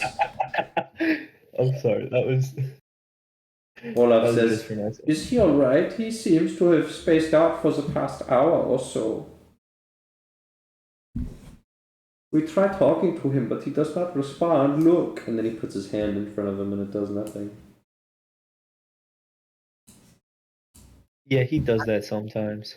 It's me, can I do a religion check? Wobbletup. I turned myself into a pickle. Can I do a religion check? You certainly may. All right, got an 20. This man is not real. This man is a machination of what you recall to be the visions of those known as the Kuatoa. Now, how exactly you know this? All at a combination of luck and divine insight. But what you do know is that this man matches none of the descriptions of any creatures you've ever seen. The magic he uses is haphazardly strewn together, and everything he says is somewhat eventually tied back to fish-related things, whether it's his crab claws or this or that, or what you've heard he's done. So you're like 99% certain that this man just exists because a bunch of Kuatoa believe he exists. Thank you, Stormlord. Did not expect such a detailed description. Hey, Of one of my nada. captains makes it a little hard to kind of want to follow him anymore. But you know what? I'm a soldier and I signed up for this. So I'll go wherever he leads. But I'm just going to tell everybody, you know what? I think he might be communing with his gods and stuff. I as a fellow cleric, I know. So let's just give him some space, everybody. Just ease him up a little bit. That is Zephyr's weird. gonna fucking like revolt. The two commanding officers. Yeah. One of them's not real, and the other's like a downy dwarf. A crackhead dwarf, yeah. Man, what a crew. Alright, well now that we've had that adventure, I think now we go to the Lucine group. Finally. Everybody was surfing. Surfing you and surfing. If Alright. that's blood, if that square is not blood, right? No, that's a wagon.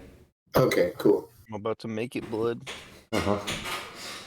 Dang. Hey, smart fellow, what are you thinking right now?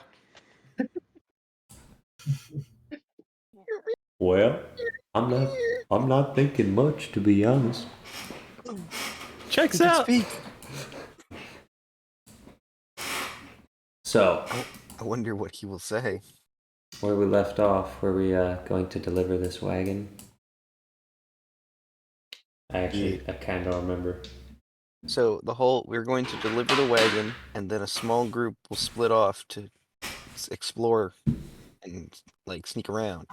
All right. I have hidden Well. myself among the food. I look like a Here we tomato. go. I had a quick question. Uh-huh. Was Siobhan not with Roger? She is. Yes. Okay. So is she doing that thing that you're doing too? What does Probably. What does that mean? She's Whatever. in this group, yeah.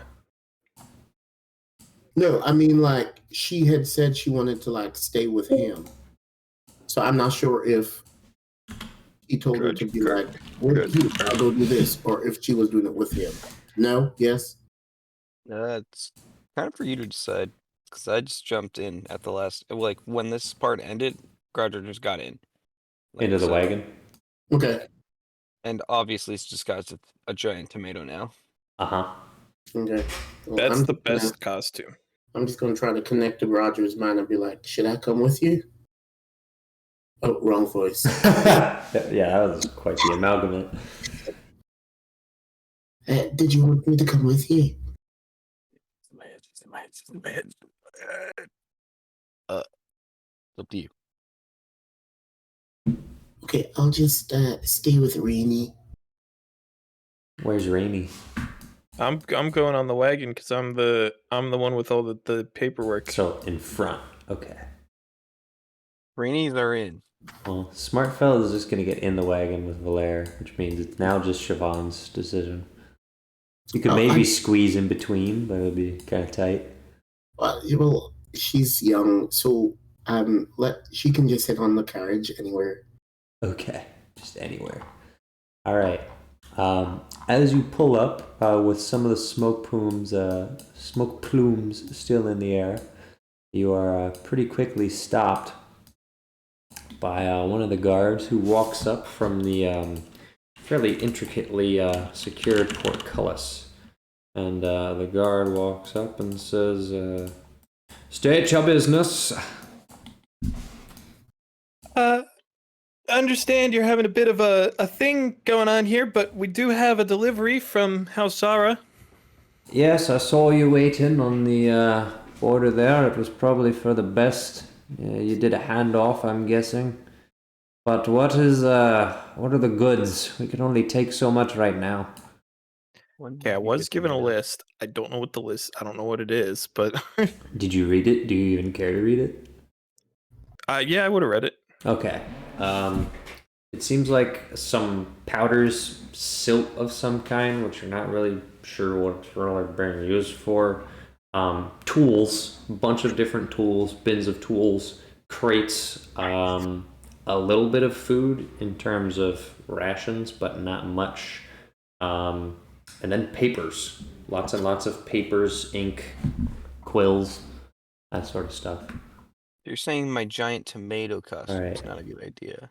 So the guard is Probably not. looking over the list and he says, Hide in a crate.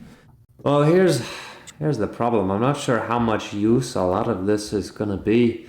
The place isn't in great shape, and normally."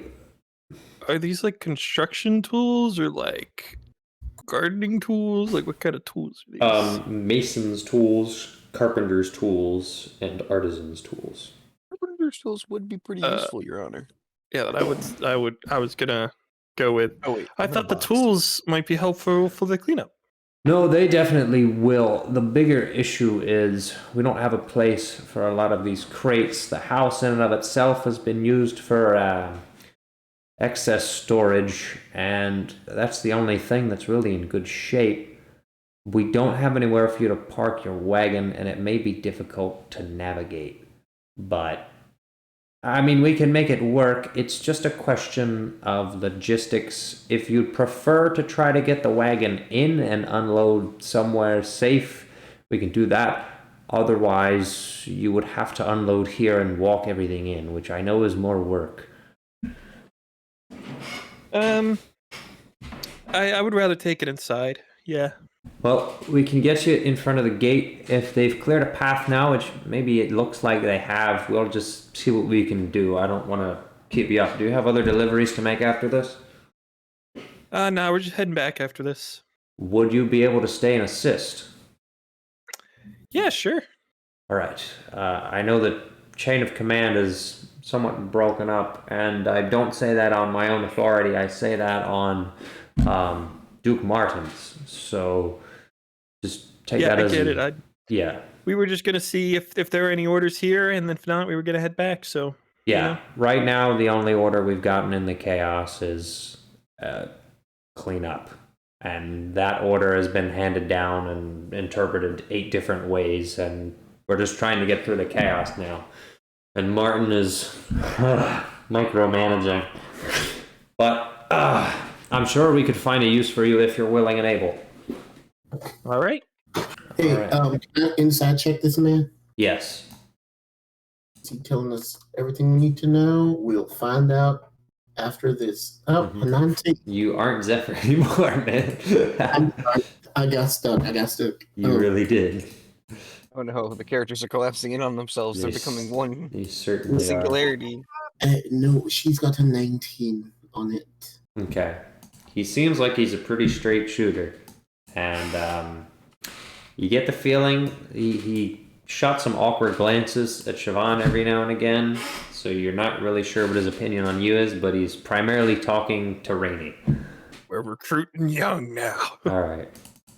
So the guard begins the process of letting you in. It's an outer portcullis, a large set of wooden doors that have to open, and then an inner portcullis. And once those doors open, they actually retract into the sides of the walls. They don't fling open. And the gates are open, and you are led in by this guard.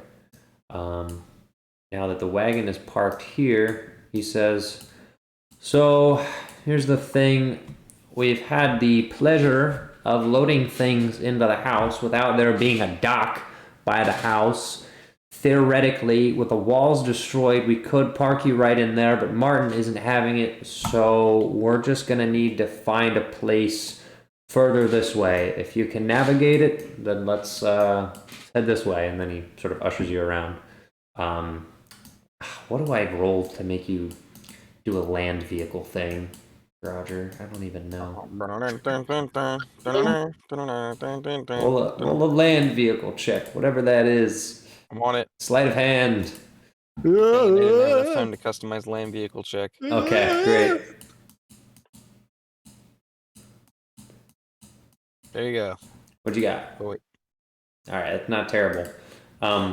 So there's some piles of soot on the ground that you're trying to avoid. The path has been mainly cleared. There's some divots in the terrain, We're gonna head this one. claw marks in the ground, blood on the ground, so it's not a lovely sight. You attempt to avoid the main divots where the earth is torn up, and you go over a couple of uncomfortable bumps, at which point the guard looks back and says, "You all right?" Oh, yeah. Okay. I'm in a box. Wait. All right. So now eventually the guard leads you forward, and Just a crate driving the wagon. yeah. The destruction is fairly significant. Large sections of the wall are destroyed. There's rubble that you have to veer off into the grass to avoid because of the wall. And the building to the south actually looks pretty well intact, which is where you are led.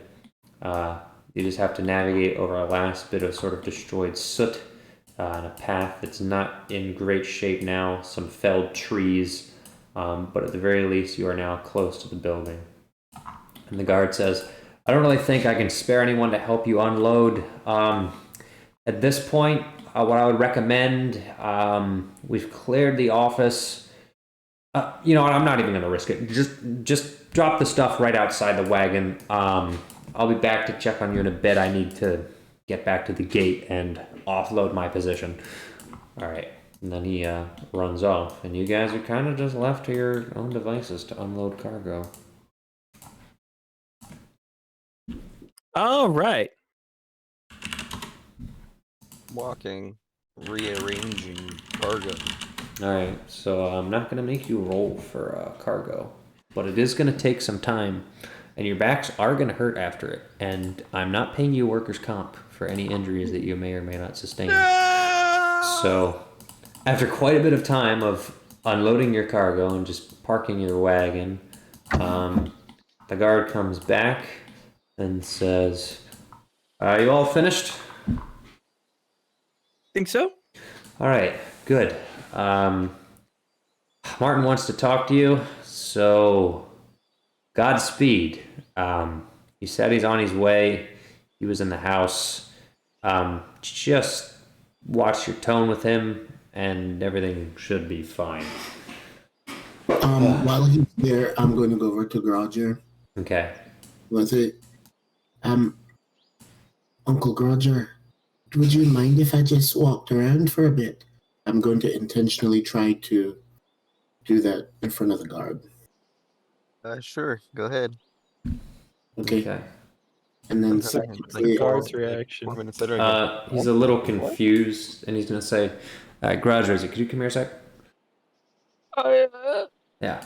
So, clue me in here. I know, I don't remember your name, but I've definitely heard about you. You're with Zara. Judging by the uniform, you're a Master Sergeant?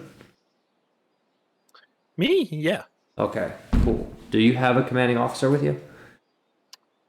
I'm the highest ranked from Zara here. But no commissioned officer is what I mean. No. Are you all contractors with her? And he sort of beckons to go. Man. So Would I know this jargon he's throwing? Like, what does he mean Yes. by contractor? What is he?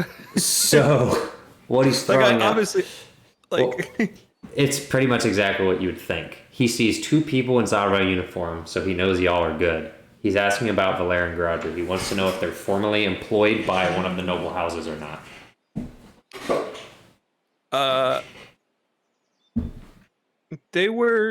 We picked them up on the road. We were gonna get them, get their paperwork done. They want to join up with the dragons around. That makes sense. I mean, actually, this might be the time to do that. They could get fast-tracked with Martin, but just see how that goes. I don't know how he's going to feel about non-members of the noble houses walking around, especially with her. So, if you promise me she doesn't get into any trouble, great. But also, if she pisses off Martin, I will not vouch for you. All right. Okay.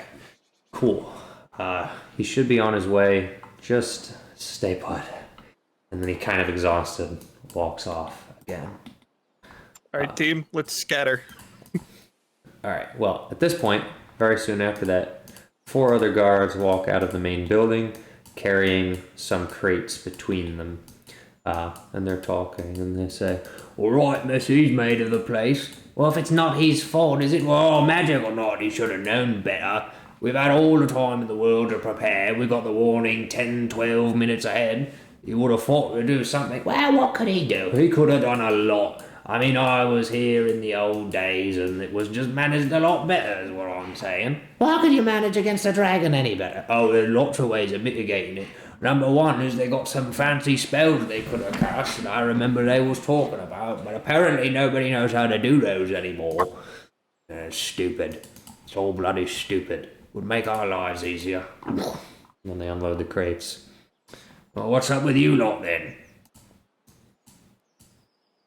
We're Great, just guys. waiting for Martin. Oh boy. Well, good luck with that. All right, and they file back inside, chattering to themselves. All right. Can I follow them? Yes, you may. You walk inside, and they immediately... You're not, like, stealthing, are you? Okay, you walk inside, and the 4 guards immediately go, Where do you think you're going, little girl? Well, I came with my uncle, and I think I lost him. What's this place? This is a business office. It's not a place for children. There's nothing fun to do in here. Go back outside.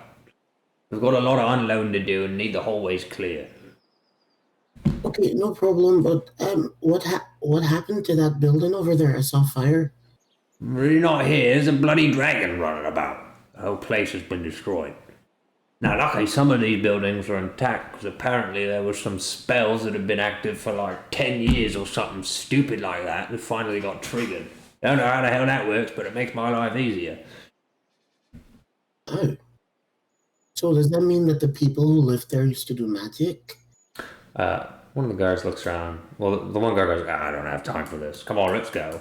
And then the other set of guards kind of waits back, because the guard with the light voice says, well, yes, actually, this is one of the noble houses that had one of the most influential and powerful magicians. Oh, wow. But that was a long time ago. Things are not the same as they used to be. Well, so I've heard. I've only been here 6 or 7 years. Do you think I could get a closer look at it? I've always wanted to be around some of that stuff. Look at what?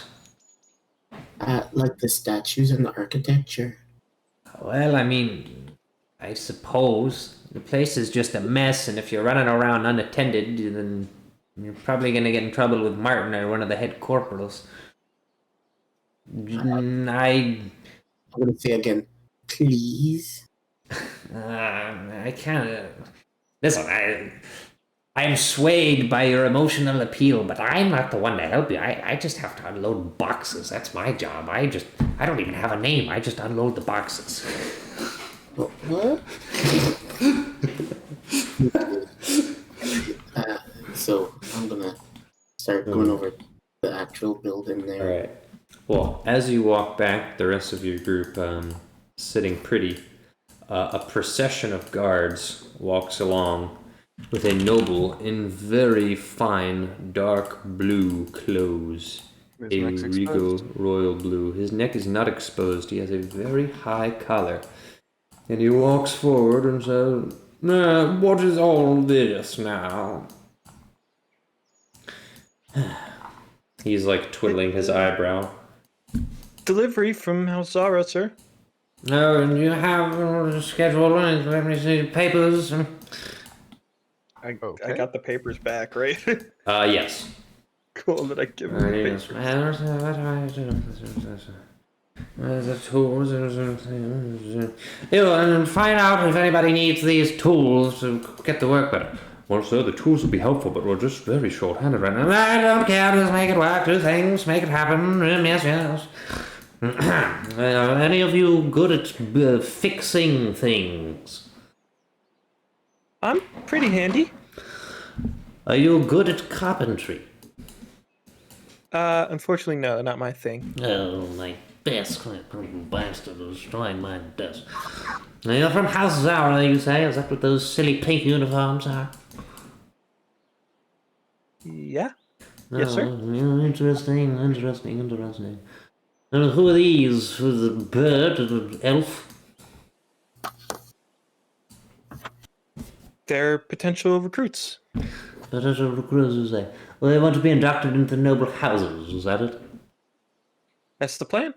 Yes, alright. Well, what are their qualifications?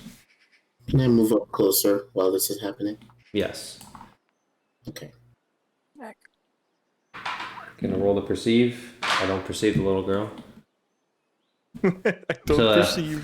Their qualifications and I can craft, and I'm pretty. I got good eyes. can you fix my desk? I have to see a desk. Are you a carpenter? No, I mean I do like a ton of stuff, like odd jobs. He looks at Rainey quizzically. I just thought I should join because, you know, the dragon and not doing my part for my contra. He's quite handy. He's a very insightful sort. Roll for persuasion with advantage. I just wanted to let you know that I'm Which not. one of us? Either one of you. Or both roll once. Maybe just do that. That's easy. What if I rolled twice though? No, you roll once. But what if I rolled twice? 13. It says, Well, I'm not exactly just going to let you walk into my boat and do this and that thing. You're handy. I need a carpenter. I need a craftsman. My desk is destroyed. The legs have fallen off. And... To him, what? Can I go up to him? Yeah. Oh, my Uncle Roger's a really good carpenter. I'm sorry, why are there children here? Why are there children on my property? Sir, I was very interested in, my parents actually, Get it out. I don't have them any longer. Oh. And so I've been living with my Uncle Roger, and he came here, so I had to come with him.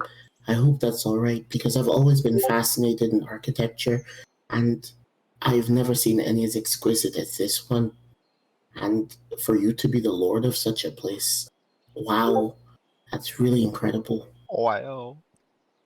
Roll for persuasion with disadvantage. Oh no.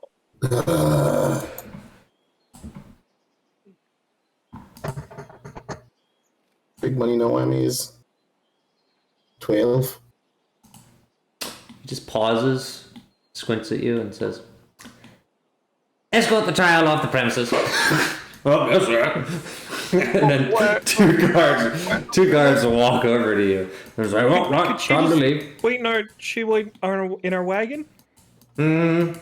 Yes, that's a good idea. Move the wagon off the premises. Oh, yes, right. The two guards come over and commandeer the wagon, and then they say, "Oh, He says, you've finished unloading, yes? What? Yeah. Great. Are you her uncle, Mr. Handyman? Yeah. Head with your niece. Go. Leave. Okay. Yes. Be off with you, off with you. All right, and now We just start killing. they are sent away in the cart. What was the safe word? Skringle. While they're being driven off, the noble now says, It was Strungle, by the way. now they're being driven off, the noble now says, alright, so now there's 3 of us, what do we have here? You, why is your uniform so disgusting? Why do you have no pride in your country? Why is your uniform in the condition it's in? Sir, I've been around a lot and... My daddy, escort this man off the premises, he is a disgrace. Oh, yes, sir. Smart fellow is now being escorted off the premises. That leaves 2 guards. Walk up behind the noble and say, no, what do we have here? And you, Mr. Bird, and what is your deal? Well, I'm just a scout, seeing if I can help out in any way that I can. Thrilling, what a story. And you, Mr. or Miss, I really don't know what I'm looking at. Me? Yes. Miss? Uh-huh. If you say so. Well, Miss, your name and rank, please? Master Sergeant Rainenstrass Perdalen Verthissa Thurgiesh. I'm not saying that. Master Sergeant, I think I have a job for you. Are you any good with a broom? I suppose. Great. Follow them. And then he walks away. Great. Yeah, okay. Are you a woman? All right. Yeah, we got a broom. The bird says, Sir, is there anything you'd like me to do? Yes, fly away, pretty boy. Pretty boy. All right. The bird just looks over at Rainy and goes, I'm just gonna shrug. He flies away. And so he flies. Well, The rest of you are escorted and off the premises you go. Off with your wagon. Grouger and Siobhan are in the back. Unless you want to change anything, you are heading out the main gate. Smart fellow is being escorted behind them. And Rainy, you are taken up through the door of a wall that is intact, next to a section of wall that is completely broken down. They're still taking you along the path through the door. And you are taken to a very large, nice building, which is seemingly entirely intact. And you are escorted further up across a large statue of a silver dragon, or at least what you presume to be a silver dragon based on its markings, like its structure, like the scales and everything. You can tell as a dragonborn, you know these things where others don't. And you are escorted into the first floor, and the guards they stop you in the front door. Oops, that's not what I want. Stop you at the front door. One of them says, right, there's a broom in the kitchen, and well, he wants you to sweep the place. There's a bunch of soot and dust everywhere, so just clean that up, I guess. Short end of the stick today. can I just ask what exactly happened here?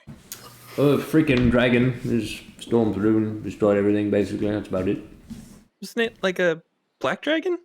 Yep. They don't breathe fire. Wait a minute. Soot is the wrong word. That's okay. To be fair, I'm thinking of stone dust because of the acid that has melted it. What do I call that then? I don't know. I don't know either. I was just thinking there was a conspiracy going on. No. Like they burned it down to get back at the Deluviers and No. blamed it on the dragon. There are things that are clearly fire burned though, like the trees were on fire. So a fire was started. No, in terms of how, I don't know. But yes, acid burns and stone dust. Gotcha. Well, I guess I'm gonna sweep up stone now. Great. All right. Well, the other guards are just gonna watch you. I'm gonna say. Weird. All right. Well, as you look over, concerned this guy. Listen, I mean, he didn't give us anything else to do, so until he gives us another order, we can just do nothing, which we haven't been able to do for like the last 14 hours. So. All right. Yeah. I think I've got like a dragon chest set or something if you guys want to. Yeah, actually. All right, they're now playing dragon chess in the 4A while you sweep. Ooh. Great. All right. Meanwhile, the rest of the party has just been escorted out of the gate, and Valere lands. The guards get off the wagon and say, "Right then, you're good to drive out of here," and then they walk back in. I can't believe they kicked us out, man. This fucking blows. So I feel like I may need to apologize. Who? For getting you in trouble. Who cares? Oh, okay. Yeah, what exactly is the plan now, though? We go back in. How many rocks do you guys have collectively? None. Can I check for any rocks by my feet? Yeah, there's no rocks. Harder. What if I look really well? How tall are the walls? I'm rolling for perception. Do I have my rope? Did I ever get that back? If the 15 allow me to find a rock. Yeah, if you wander out here. Interesting how 10 damage just appeared. Okay, so I grab a rock and I bring it back. Uh-huh. Oh, got my boomerang. I've got one rock. I could find some rocks. Smart fella. Then venturing off into the woods, it's too late to stop him. It's a boulder. Yeah, Sean, I'm so sorry. Your character, he just disappeared last session. He just walked into the woods and he never came back out. And then, like, 3 sessions from now, he, like, crawls out from under the fridge, missing hair, and dies right there. Well, Okay. What do we do? I don't know. Is it Are there crazy? any trees near the walls? No. Well, I know that. Wait, am I aware of that or not? Like, that we were supposed to be looking for a secret way in. Potentially. Oh, yes. Did Grudger communicate that?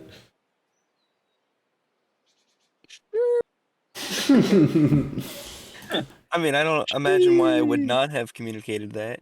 Like, there's no reason to keep it a secret. Mm-hmm. You're gonna find the secret entrance, and you're just gonna see a smart fellow napping in there. Missing hair. Dead.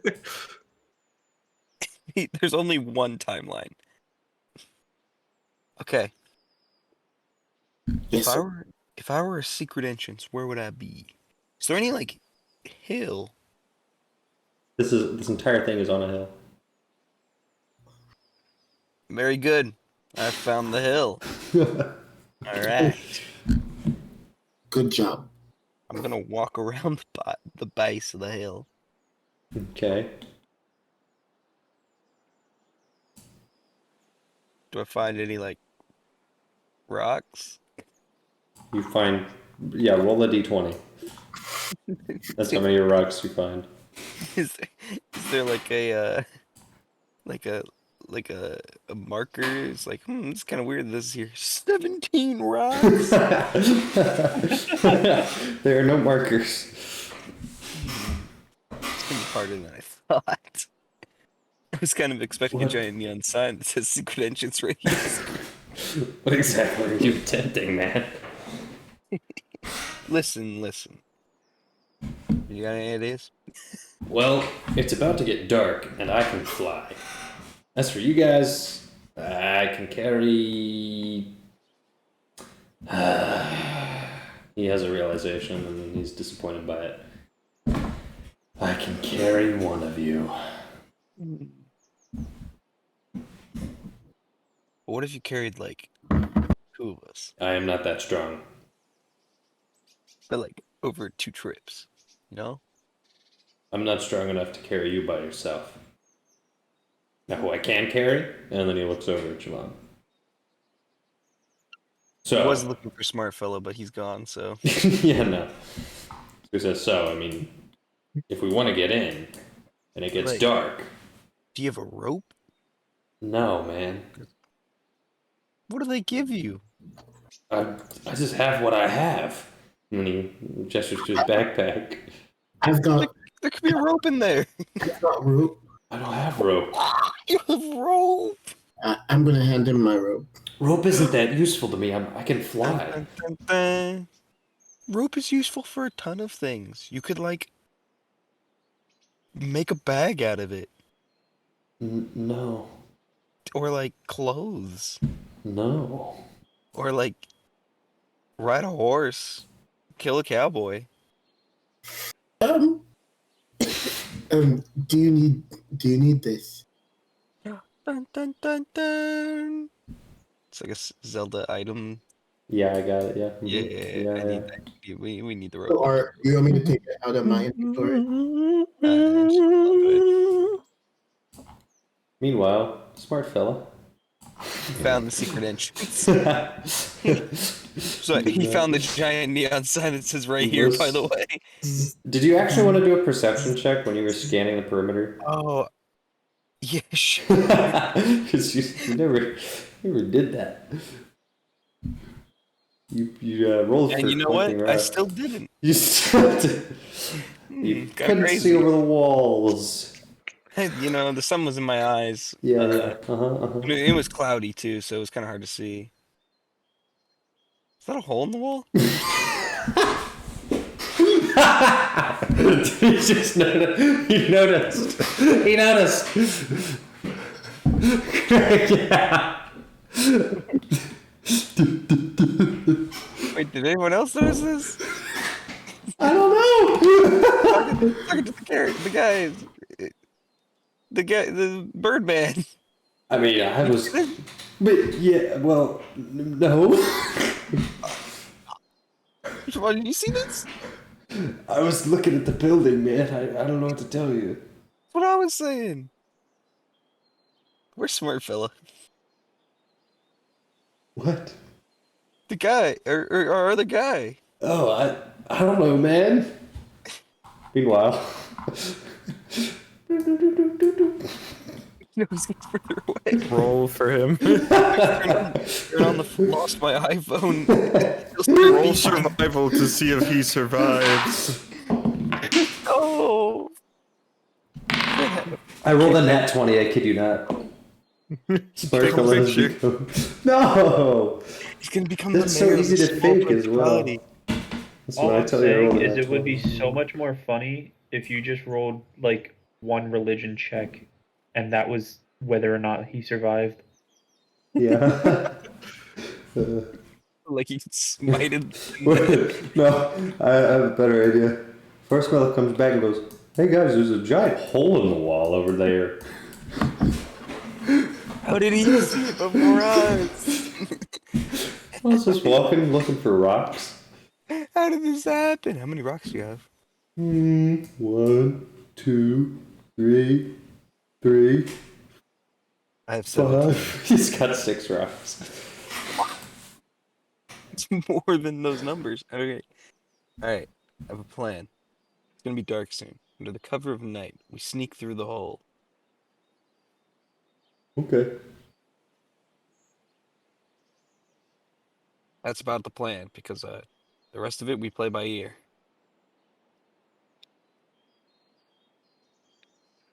Do you have ears, Blair? Yeah. How do you hear?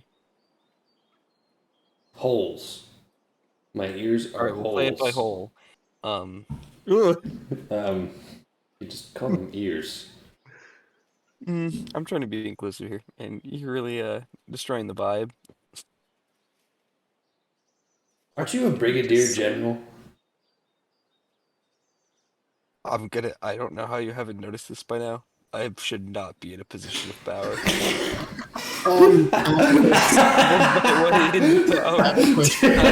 My fear and luck. Please tell me you said all that out loud to his face. Valer just nods, and you have gained his respect. I do not know I am here. Okay, Trevor, can we have? Can I send Luna back into the compound? Yes, you may. Okay. All right. Luna makes her way back in the compound. Meanwhile, Rainy check. Have you finished the first floor yet? There's a bird. Roll for, I don't know. You tell me. Roll for broom.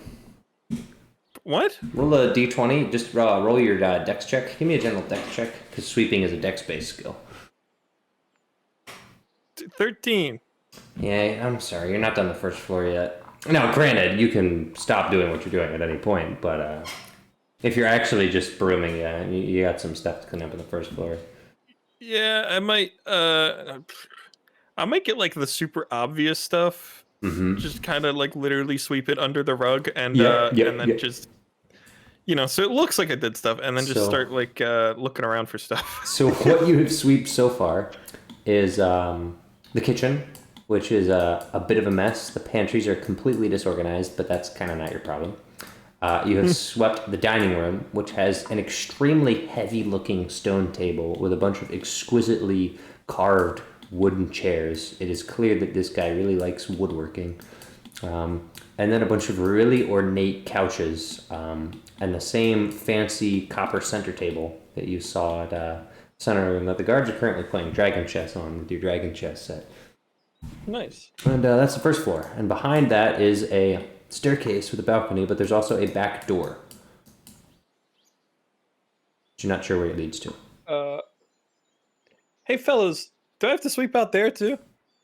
I'll be honest, I really have no idea. So, Better safe than sorry. I'm just gonna go through the door. Yep.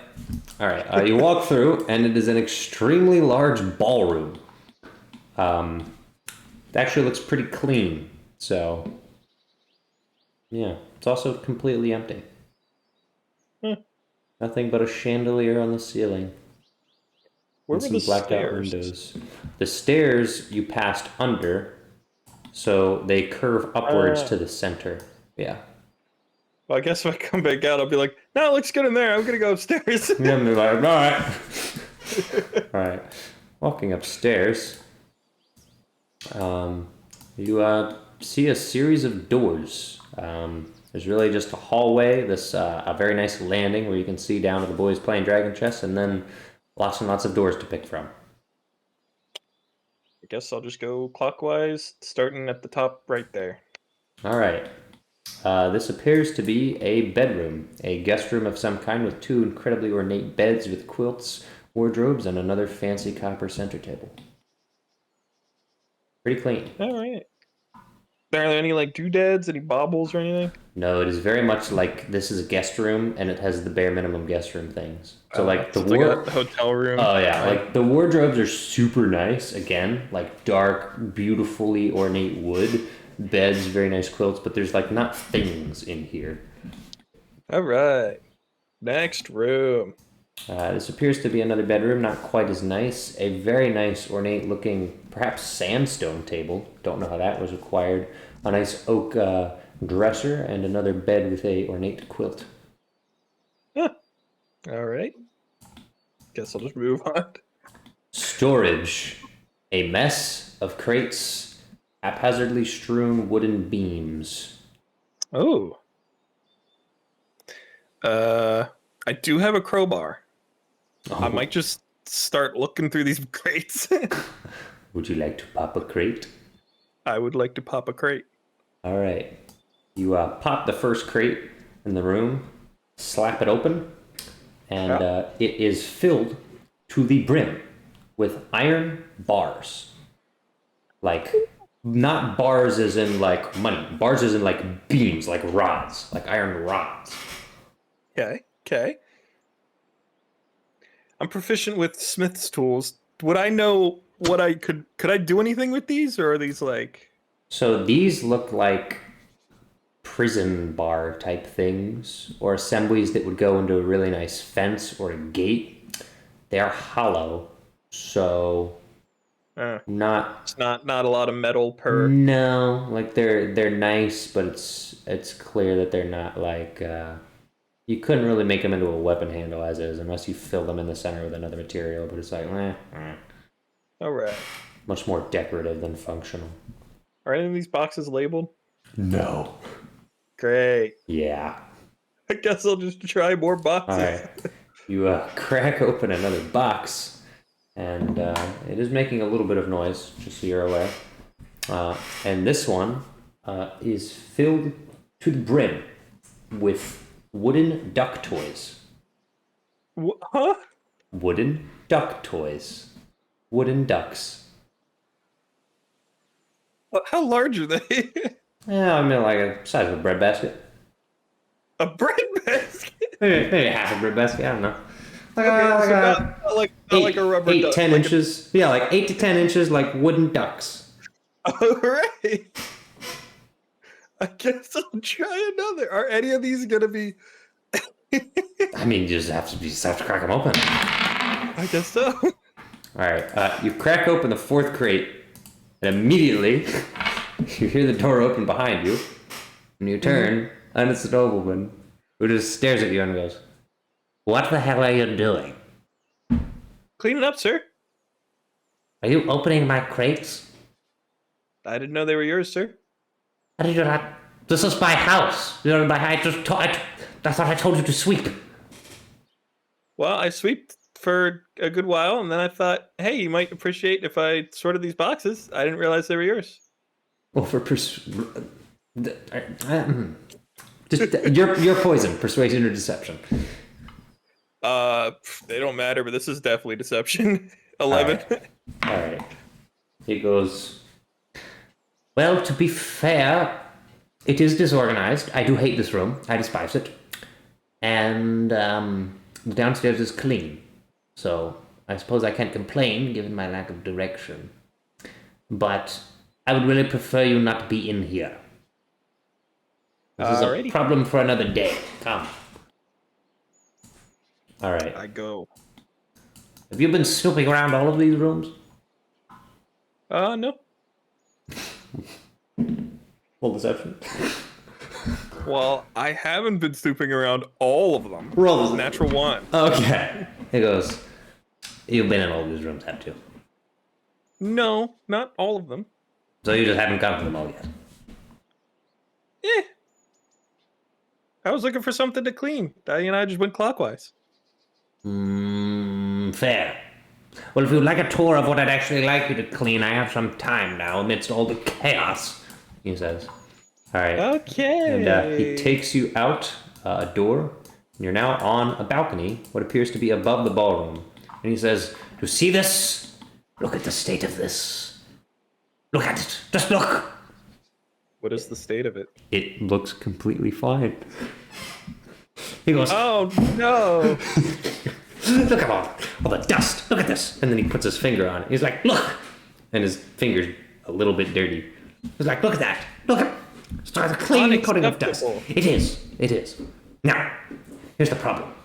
Maybe you can help me solve. The issue is, this balcony is above a garden.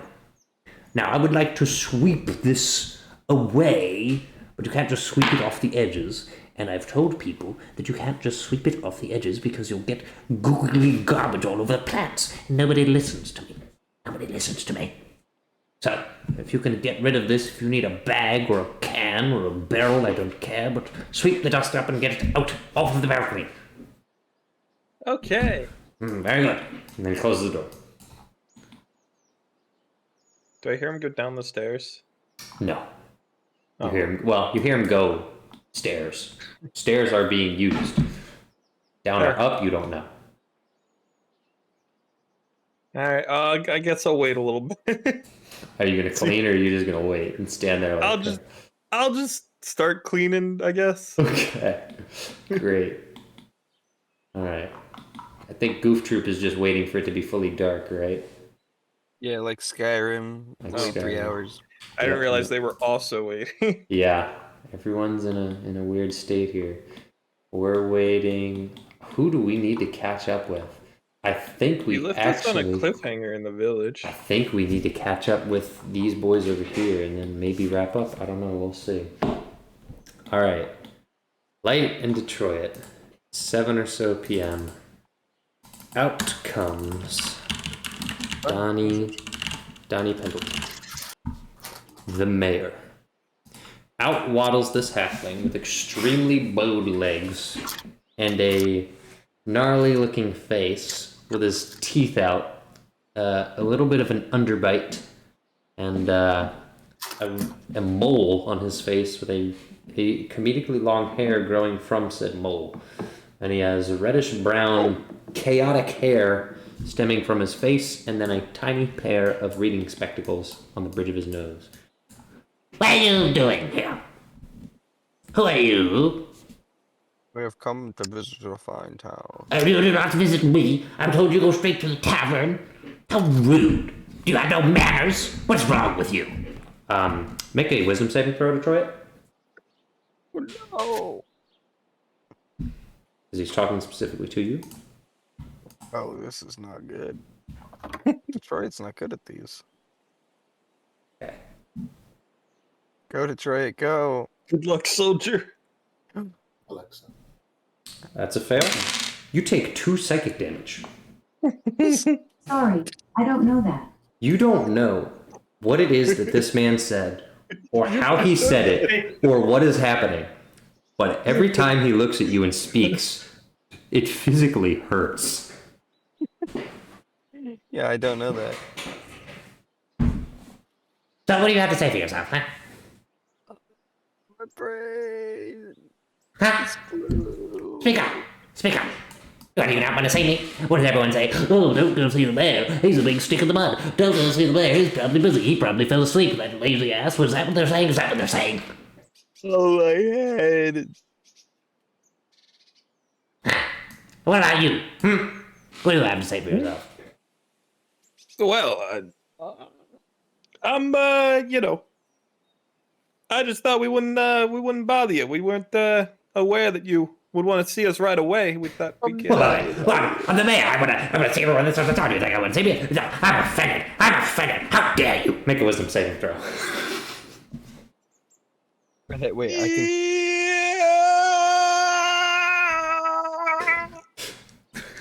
Yikes.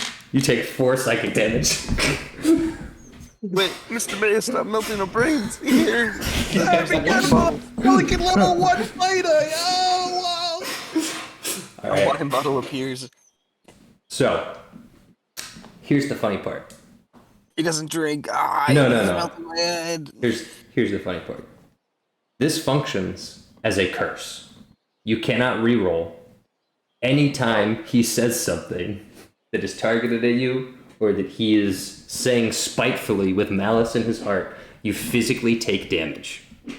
This is not reversible. The fail is a permanent fail. Is it transferable though? No. You can be cured, and there is a second part of this that I have not revealed yet. But that is the start. The mayor says, well, I just can't believe it. I can't believe 2 people walk into town. And that dwarf should have known better. Where's he? Kier, who just doesn't want to see me, huh? He never wants to see me. He never talks. He's been in this town 3 or 4 times. He's only interacted with me once. You know what he said to me? He said, nice to meet you. I have to be gone. Nice to meet you. I have to be gone. I'll never forget that. He said, nice to meet you. I have to be gone. What does that mean? What does he not want to talk to me? What does he not want to talk to me? And then he starts shaking Detroit. Detroit, you take 2 points of psychic damage. Please, no more. Take the bottle, please. That's Wait, a body. What I bottle? What? Oh, Do you have wine? Yeah. oh, what is this? This is for me? Yes, please, no more melting my head. Huh. Wait. Okay, very well. How much wine did they take? About 3 bottles, 1 for each of us. Yeah.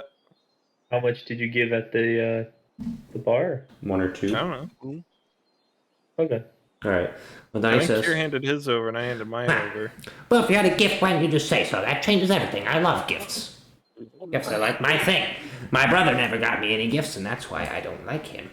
My brother says, I am your gift when it's my birthday. You know what my brother says on my birthday? It says, I'm the gift, and he laughs, and I laugh. But you know what? I've never told him this. I hate it. I hate that joke. I want a gift. When it's my birthday, I want a gift. My brain. Anyway, a gift. A very good gift. A very good gift. I may just forgive you for this. This is a very good gift. Thank you. Thank you very much. This is a good gift. Thank you. Thank you. You heal 1 point of psychic damage, Detroit. Please let me live. And what about you? Do you have a gift, or is this gift for him? And don't you say that this gift is from the both of you. I hate it when people say this gift is from the both of you. What do you mean it's from the both of you? That just sounds like an excuse. Do you have a gift? What's your gift? Well, I already gave my bottle at the tavern. I gave it to to everyone. I thought you'd appreciate us taking care of your citizens. He squints at you. Roll for persuasion.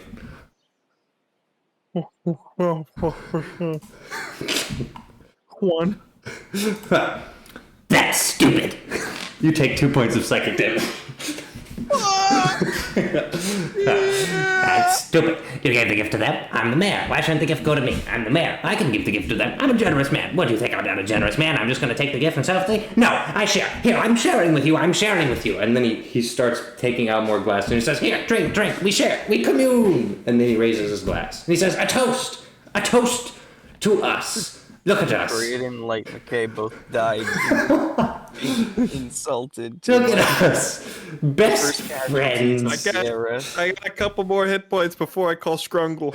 I'm gonna be honest. I'm getting close to Scrungle as well. So. All right. The mayor says, You know what? Fine.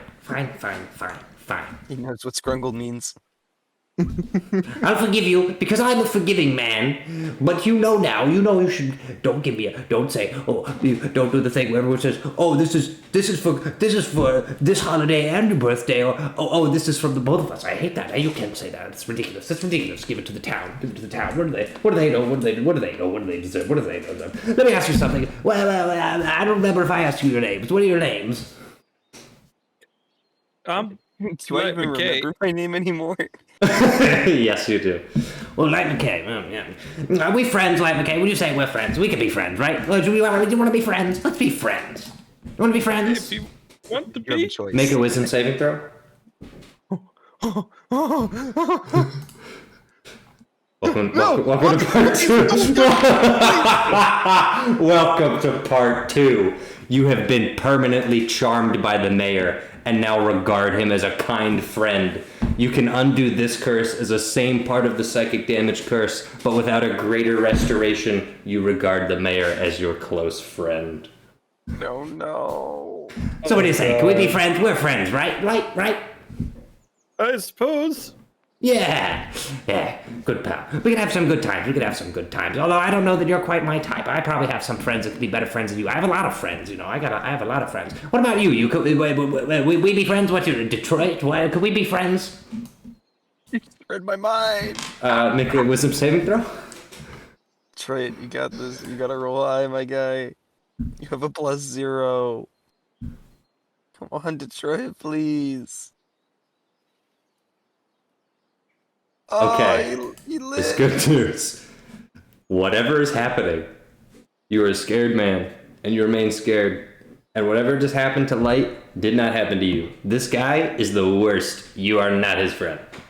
You can say whatever you want to him, but you are still cursed in that if he's mean to you, you will take psychic damage. I can't pull out my walkie. So- you back up. What do you say? You want to be friends? We can be friends, right? Sure, yeah. You don't actually want to be friends with this man, do you? Well, I can lie. Roll deception. Oh no. Shouldn't have done it. Oh, I shouldn't have done it like you. Oh, come on, my good friend. You have a +2. Ah. He says, You don't actually want to be my friend, do you? How could you? I've been so nice to you. I'm sharing the gift. I've been nice. I'm friends with your friend. Why couldn't we be friends? You're so rude. Do you know how rude you are? So rude. you take 3 points of psychic damage. I'm gonna die. No, this is the end. You take 3 points of psychic damage.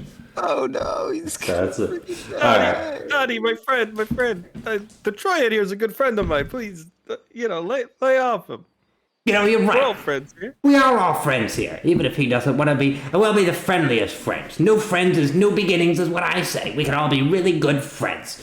Ah, yes. You're right, you're right. A friend of a friend is a friend. Even if that friend doesn't like me and is lying to my face. He's lying to my face, but it's fine. It's okay, it's okay. I'm a big man. I'm a bigger man. I'm a bigger man than him. I'm a bigger man.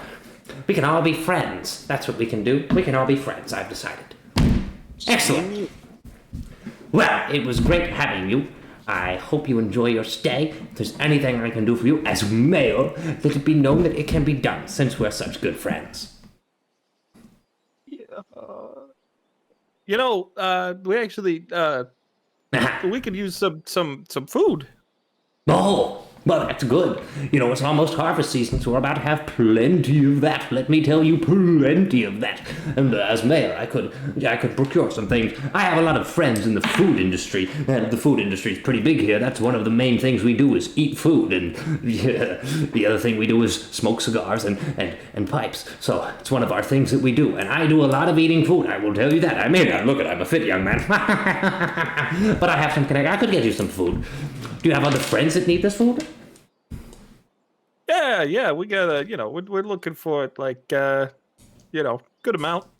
Oh, a good amount of food. For just the two of you, are you travelers? You travel a lot? Oh yeah, we're going way over. We're going to Corsica, us two.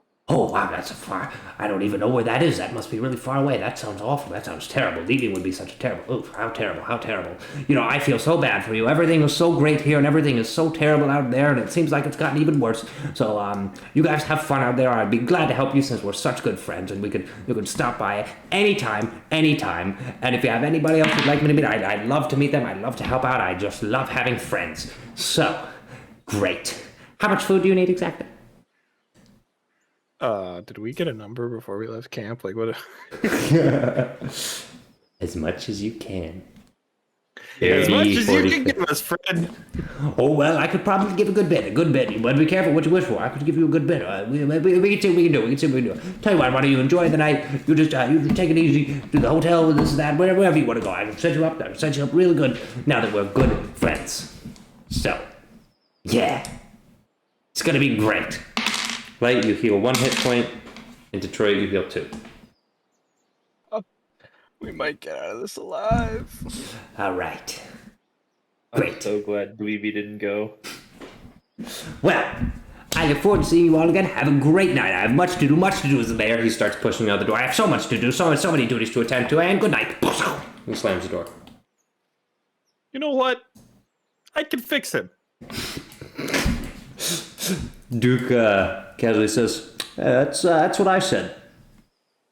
It's been 10 years. He's a good guy, though. He's cool. I love my brother. He's a well-meaning spirit, you know? You know, he really laid it on thick that he wants a gift next time. Yeah, he really likes, he really likes gifts. That's, No, I mean, specifically from you. He's you know, he wants like something solid next time. Oh, he said that to you? Yeah. Oh, that's good to know. That's good to know. Yeah, that explains the headaches. Okay, yeah. You know, sometimes my brother doesn't look at me, or I mean, he doesn't say anything, but he just looks at me and my head starts to hurt. That might be, okay, I'll get on like that. Troy, were you feeling that too?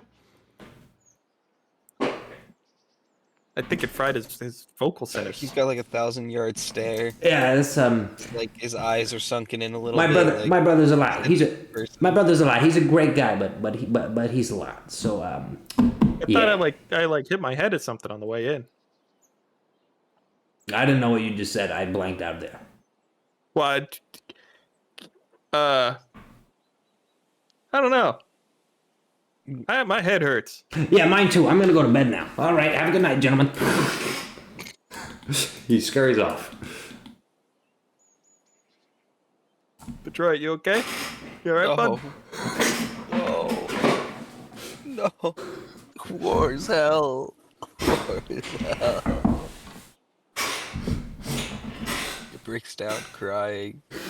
I think we're gonna need raises after this. We're gonna be promotions. Do a perception roll? You. Perception. Switching between 3 character sheets. Yeah. 15. Yeah. How's Detroit doing? How is Detroit doing, Graduate? His eyes work? Hold up, rolling, and then I can add. You got a 10. He doesn't see it. Light, you clearly see Kier peeking out from behind a building. Yeah. Hey! Hey, Gear! Hey! He makes a shush sound. And then he tiptoes over to you and he says, Okay, I may have forgotten one of the other rules is don't be loud at night.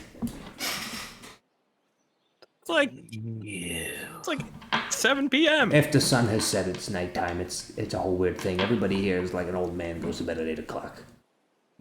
All right. So how'd it go? I don't know. I feel like that's a fella I'd like to get to know. You know?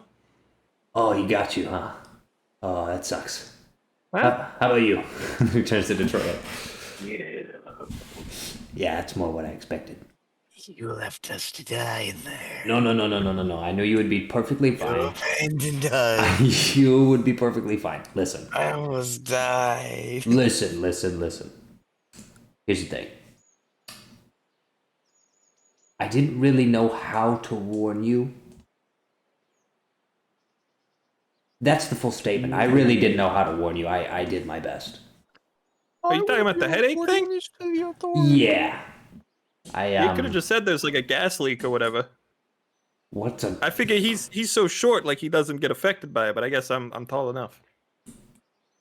I don't even know what a gas leak is. I just heard about it in a mine one time. Mine. Oh, we don't call those gas leaks. We call those. That's why you got the little canary that you put up at the. Oh no, mine. we've done that. I've done that many times as a dwarf. We don't call that gas leaks. We call that fainties because you faint and then you die. Oh.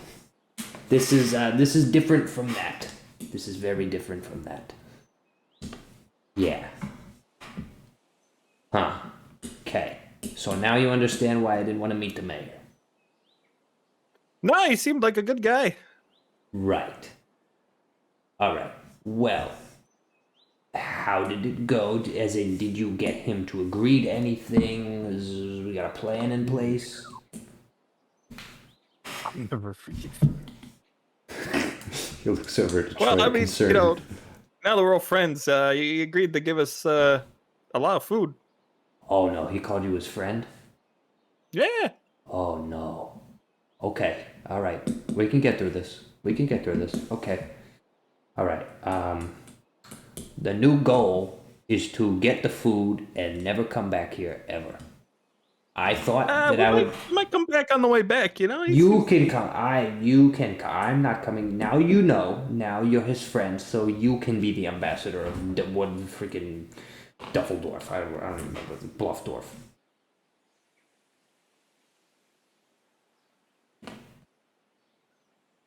Okay.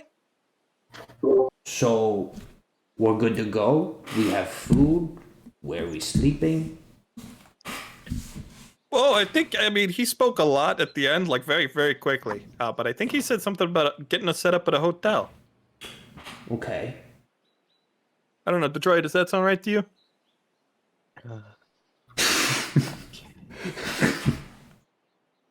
Can't do it anymore. What's the point? Hey, Trained for hey, this. buddy. Remember, no feeling is final. Tomorrow is another day. Or I'm gonna kill myself. Oh my god. We should head back. Let's do that for now. I think y'all We need need to get as far away as possible. Yeah. Yes, we do. Let's not go to the hotel. Let's just go back to camp and you can tell them what happened. I think I'm done here. And yeah, let's go. Hey, you know, if something happened to Detroit, let's just hope that our cleric's doing fine and is not in a catatonic state of any sort. Well, I don't know why he would be. He's a That'd be completely weird and real uncharacteristic. individual. He's definitely not asleep. I don't know why you would say something like that. He's completely awake. I don't know, just a weird thought that came to my mind. He's out of not nowhere. controlled by weird fish people. It should be No. should be fine. How would that be?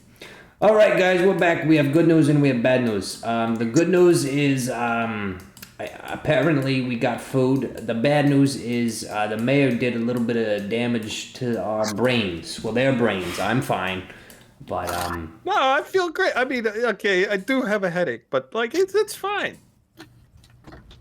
Oh, Friends don't Well, hurt we've friends. got- It wasn't him. we've got good news too. You know, we found this. oh I my! point to the Did you kill? giant bear. Did you kill that? No, it's alive.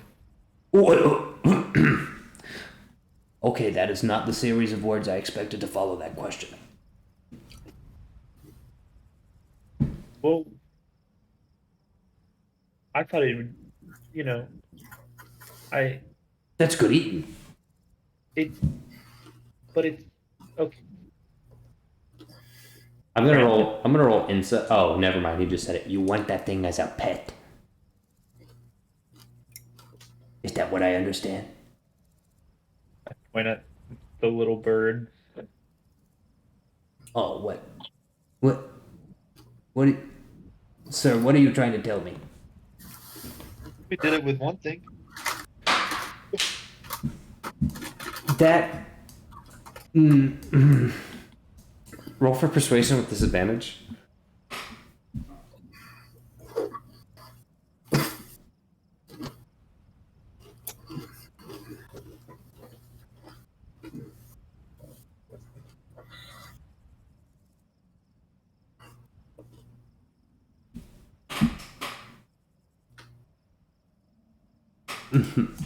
No. No. That is not the same. That is a giant kill bear, and that is a baby bird. Are you freaking kidding me? That was the best goddamn disadvantage roll I've ever had in my entire life. A 20 and a 15. -3. Minus. God You got damn a 12. fuck. Yeah. Listen, things was weird. How about we just call it a night? And, Light, we're gonna get food, right? Yeah, he said as much as we wanted. He said be careful what you wish for, so it sounds like it's gonna be a whole lot. I don't know. Something about the way that was said doesn't sound right to me. Yep, I'm concerned. I've done my job. I am going to bed. Good night, everyone. All right. Kier wanders into a bush and then goes, That smells like bleedy bear. I'm not sleeping there. and then he wanders into another bush.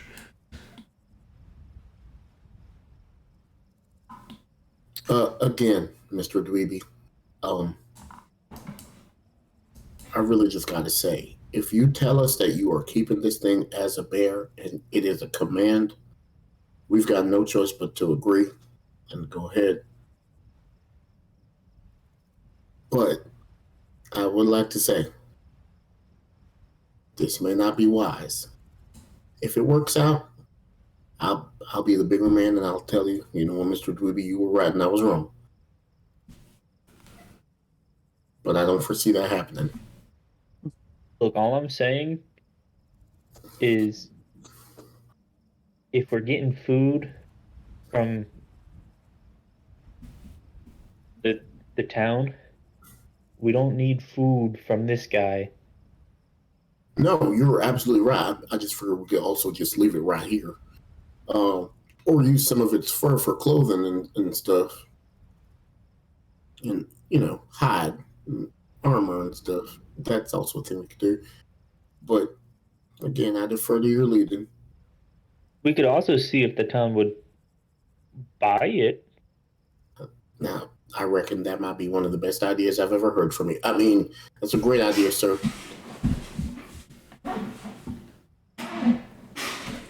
Weeby is now super happy that he's made a good idea. I don't know. They kind of they just sit around and play weird music and smoke. It's good entertainment. I mean, could you imagine putting this Put up a on... little red hat on it and make it balance on a ball. Well, no, I was thinking just having it mounted up on somebody's mantle. That's a big mantle. Or that. Jesus. Yo, the mayor might love being perceived as a badass. I think he's got a little bit of, short guy complex. Not that I know anything about that.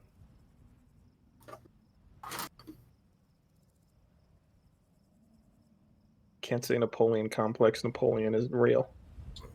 Oh yeah, Napoleon is canon now. He's got a bit of a Napoleon complex. Nothing about the real world has happened here except for France and Napoleon.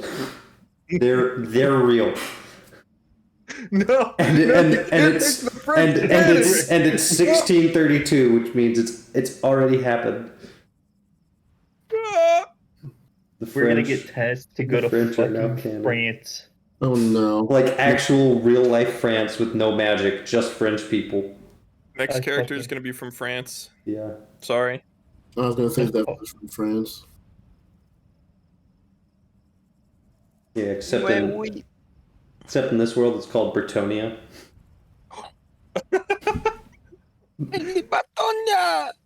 Alright, anyway. Well, listen up. lady. I guess. All right. Are we safe where we are? Like, can we check? Are there any animals being drawn in by this scent? You can check. Can I do like a well-being check on the bear, see if it's like still breathing? I mean, I know we cut it up. You can do that. We For a cut it second, I up and then I thought you cared about non-lethal Detroit. it. All right. So I did a 10 for a perception check, Ain't no bears. but my passive was 14. I don't know. Ain't no bears. Ain't Alright, no well, animals. Is there anything else? Just kind of. What do I do for the bear check? Medicine? Or animal handling. Either one. They're the same. Oh, they're really either one. Fucking 5. This bear's dead.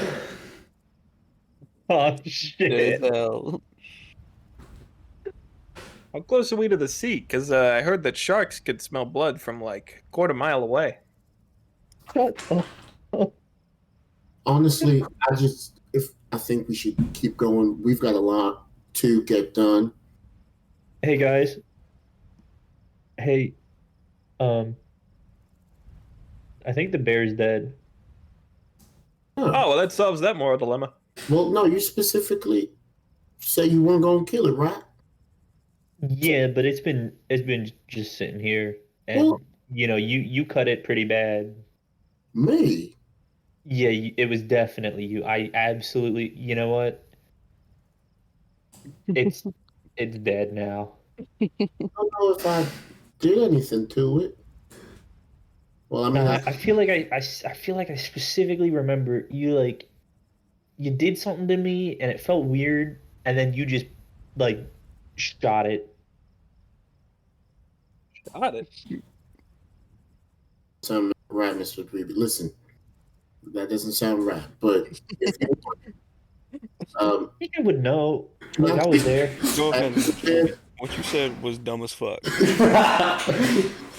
I check if the bear is actually dead? Yeah. All right. He says, Blood everywhere. Yep.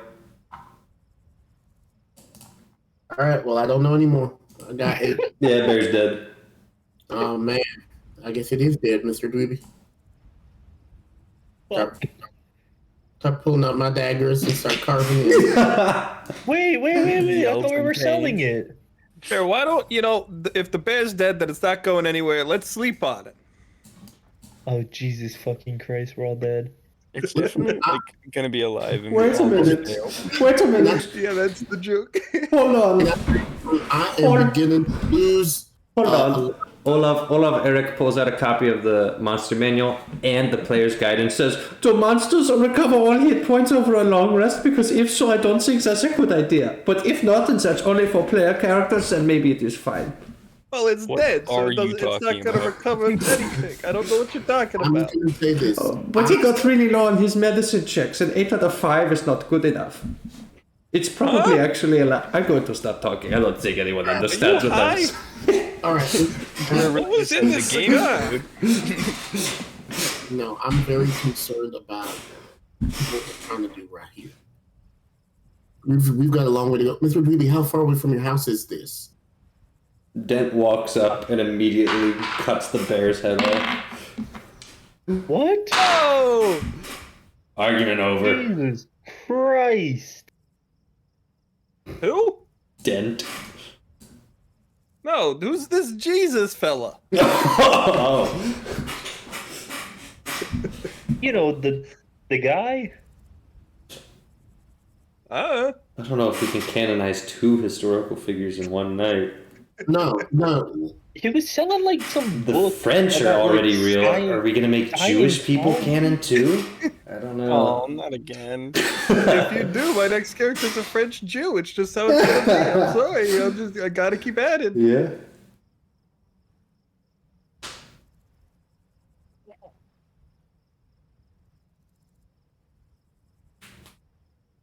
All right, listen. If we have this giant bear right next to where we're camping for the night, I feel like that's just asking for trouble. I need us to start using our mental minds. Something that we can actually do if we're going to be using this bear. Ain't no problem with that. But we ain't using shit anymore. It's dead. right, but there's still a bunch of blood and meat right here. Any And it's animal, gonna go bad because the fucking bear is dead. right? But the animals that are going to show up are going to draw attention to our camp. Yeah, like sharks. Yeah, but that's just more meat, isn't it? Sharks. All right, I may have to. There goes. Suddenly, sky sharks appear. A very rare breed. Sharks with wings. They can I feel smell like- blood from a I feel quarter like you guys mile. are I'm trying telling to, you. Like, be afraid of something that's good. This bear, No, it could have been alive, and the Mr. meat could have been safe for longer. Mr. Dweeby, I'm not even concerned about the bear anymore. I'm just saying I'm concerned about us drawing too much attention. Having a giant bear is not quite inconspicuous. Dog, nothing about this group is inconspicuous. Right. Well, I know we're supposed to be escorting you to your home. I'm just saying we need to avoid doing things that's gonna. We don't know. People could be looking for us. They definitely have been. So we gotta know what we're doing. Counter argument: nobody's ever seen me with a massive bear. I'll tell you what. My parents were adventurers, and they got a little bit lax. And one of their very own compatriots murdered them.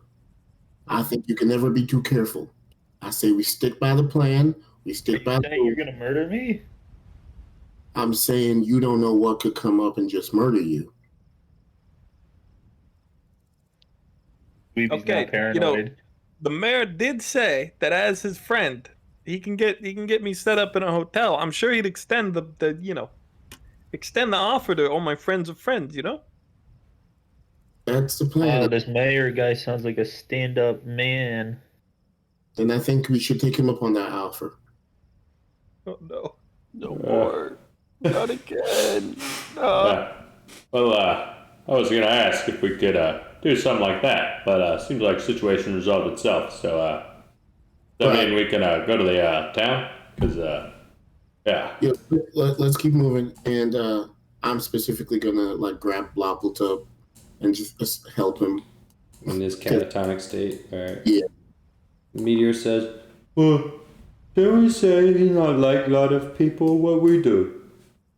I'm sure the mayor will drop all his racially charged, opinions upon seeing all my friends. I'm sure. It'll be I fine. don't think this is a good idea, guys.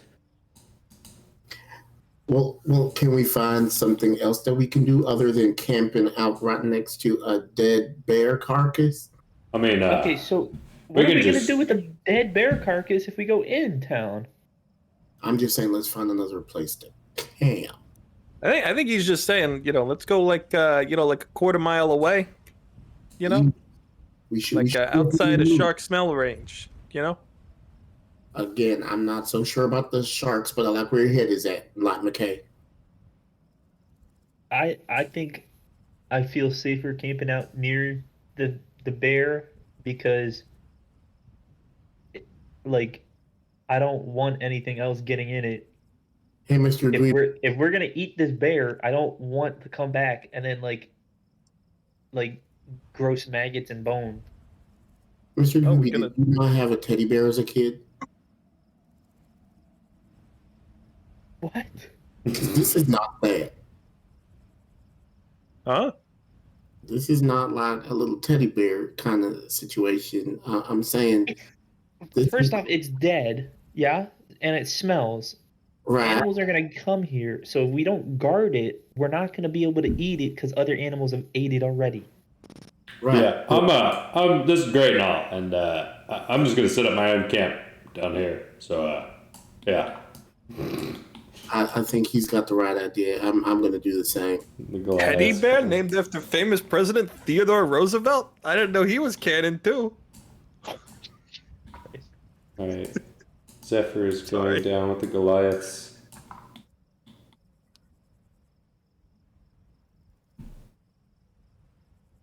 I mean, technically I'm the captain of my own mission. I can do whatever I want, but I'm kind of deferring to the group option here.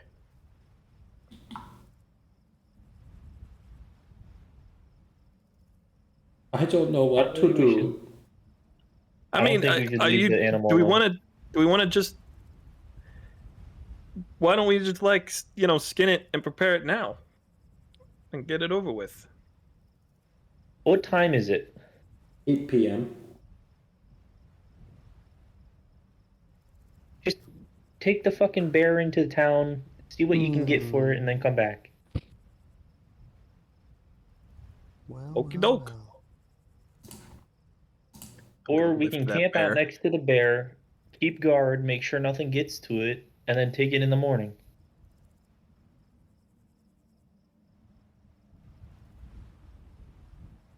I mean, I'm cool with taking it in now. I don't. Or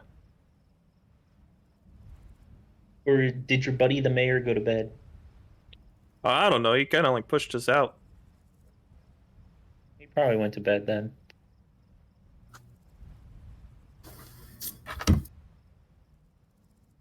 Somebody do night shifts with me, and then we'll go take the bear in the morning. All right. Anything to not have to go back there. Meteor and the armors will stay here as well. Are Cranch and Parts with Dweeby? They've been completely silent. Branch probably doesn't want to. Parts might stick around. Meow. Meow. All right. Hey, Blopplepup. Buddy, my head hurts a little. Can you do anything about that?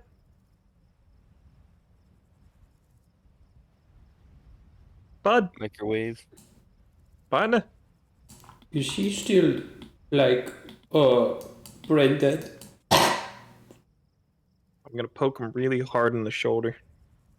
That is concerning. Isn't he a heal guy? I thought so. Hmm. Yeah, I'm sure it'll be fine. Should someone watch him? I could take him to the camp and then help, Dweeby watch over the bear. What camps? There are 2 camps. With the lower camp with all the other people that are Well, that is where our captain is. I guess we go there. All right, fellas. Are you Can I carrying pick one? up? Yeah, can I just pick him up? Strength check. Oh, yeah. Oh, 9. Dwarven plate is heavy. So, Push him How over and heavy? drag him. very. So, you're gonna have to do better than that. Well, I have a carry capacity of 300 pounds. If he's Yeah. less than that. You just need to not roll a 9. Oh, you want me to roll again? Yeah. Unless you're You should've said a that. coward and a wimp. All right, no, you effortlessly pick him up. All right, you pick him up and you plop him down. Camp number 2. Is he like plank, like, Yes, is he a board or? he's a board. Stiff as a board. I'll just lead him up against the tree. So, I'm sure that'll be fine. Hey, everybody, just keep an eye on him. If he, make sure he's not like, make sure he's still breathing or whatever. I'm gonna go help with the bear situation, but I yeah. trust y'all. All right. Yep. Yeah. All right. So this is a pretty weird day. You're telling me. I don't, frankly, I don't even have a good understanding of what exactly happened. They just kind of left, and then they came back, and they left again, and now they're back, and yeah, they seem different. Yeah, I feel like when Vesper was recruiting us, I didn't know shenanigans was going to be a part of the, Yeah, yeah. I mean, yeah. My mama told me not to say bad things if I could not say anything instead of the bad thing. So, I still say let's. I mean, if it's one thing I've always said, I say if you can't say nothing nice, don't say nothing at all. yeah, that's what I was trying to say. I couldn't remember. Right? No, I like what you're saying. I want to make sure that the men that we're following deserve to be followed. You know what I'm saying? Yeah. I'll say I'm glad that I don't have to deal with him the entire way up. Where is Kier, speaking of which? Well, if they need any help, I'm going to jump in and help because that's what a good soldier does. I want to make sure that we survive to carry out any missions. Yeah. Does Cranch have any thoughts on this?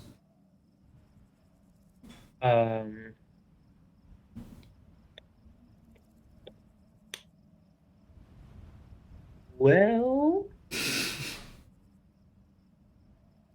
they must have gotten here somehow. And to be able to lead so many like us, it's pretty impressive. I don't know what's impressive about a dwarf going crazy and a cleric going catatonic. Seems kind of dysfunctional.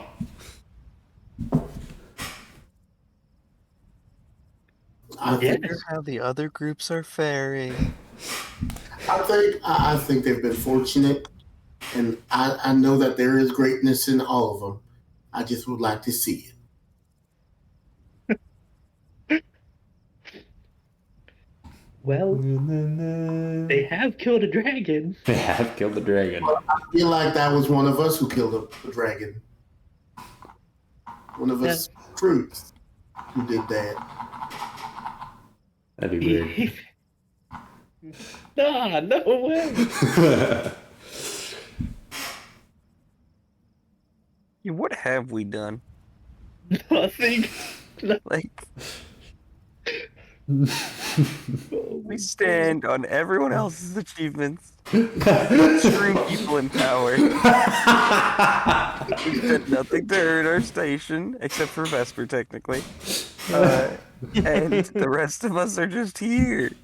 And all of a sudden, all these people who have been working hard have to follow us for some reason. Oh, man. And they've realized, wait a minute, these people are insane. Spent 10 minutes going, how do we get over this wall? There's a giant hole in there. It's been a while going, no, I need this bear. They go, Brady got all of you into the house, and then you all got yourselves kicked out. David said, he said, stay put. I said, all right, team scatter, and nobody did anything. So I was like, well, guess we're just gonna have to run into this. I think this is it. I think we can all take a moment and self-reflect on our characters' leadership style and potential and strategy, and we'll just export all of these maps here to mission map. I'm just gonna say session 3 actually, and we will call it there. It's perfect. Everybody just think about things. Okay, bye bye.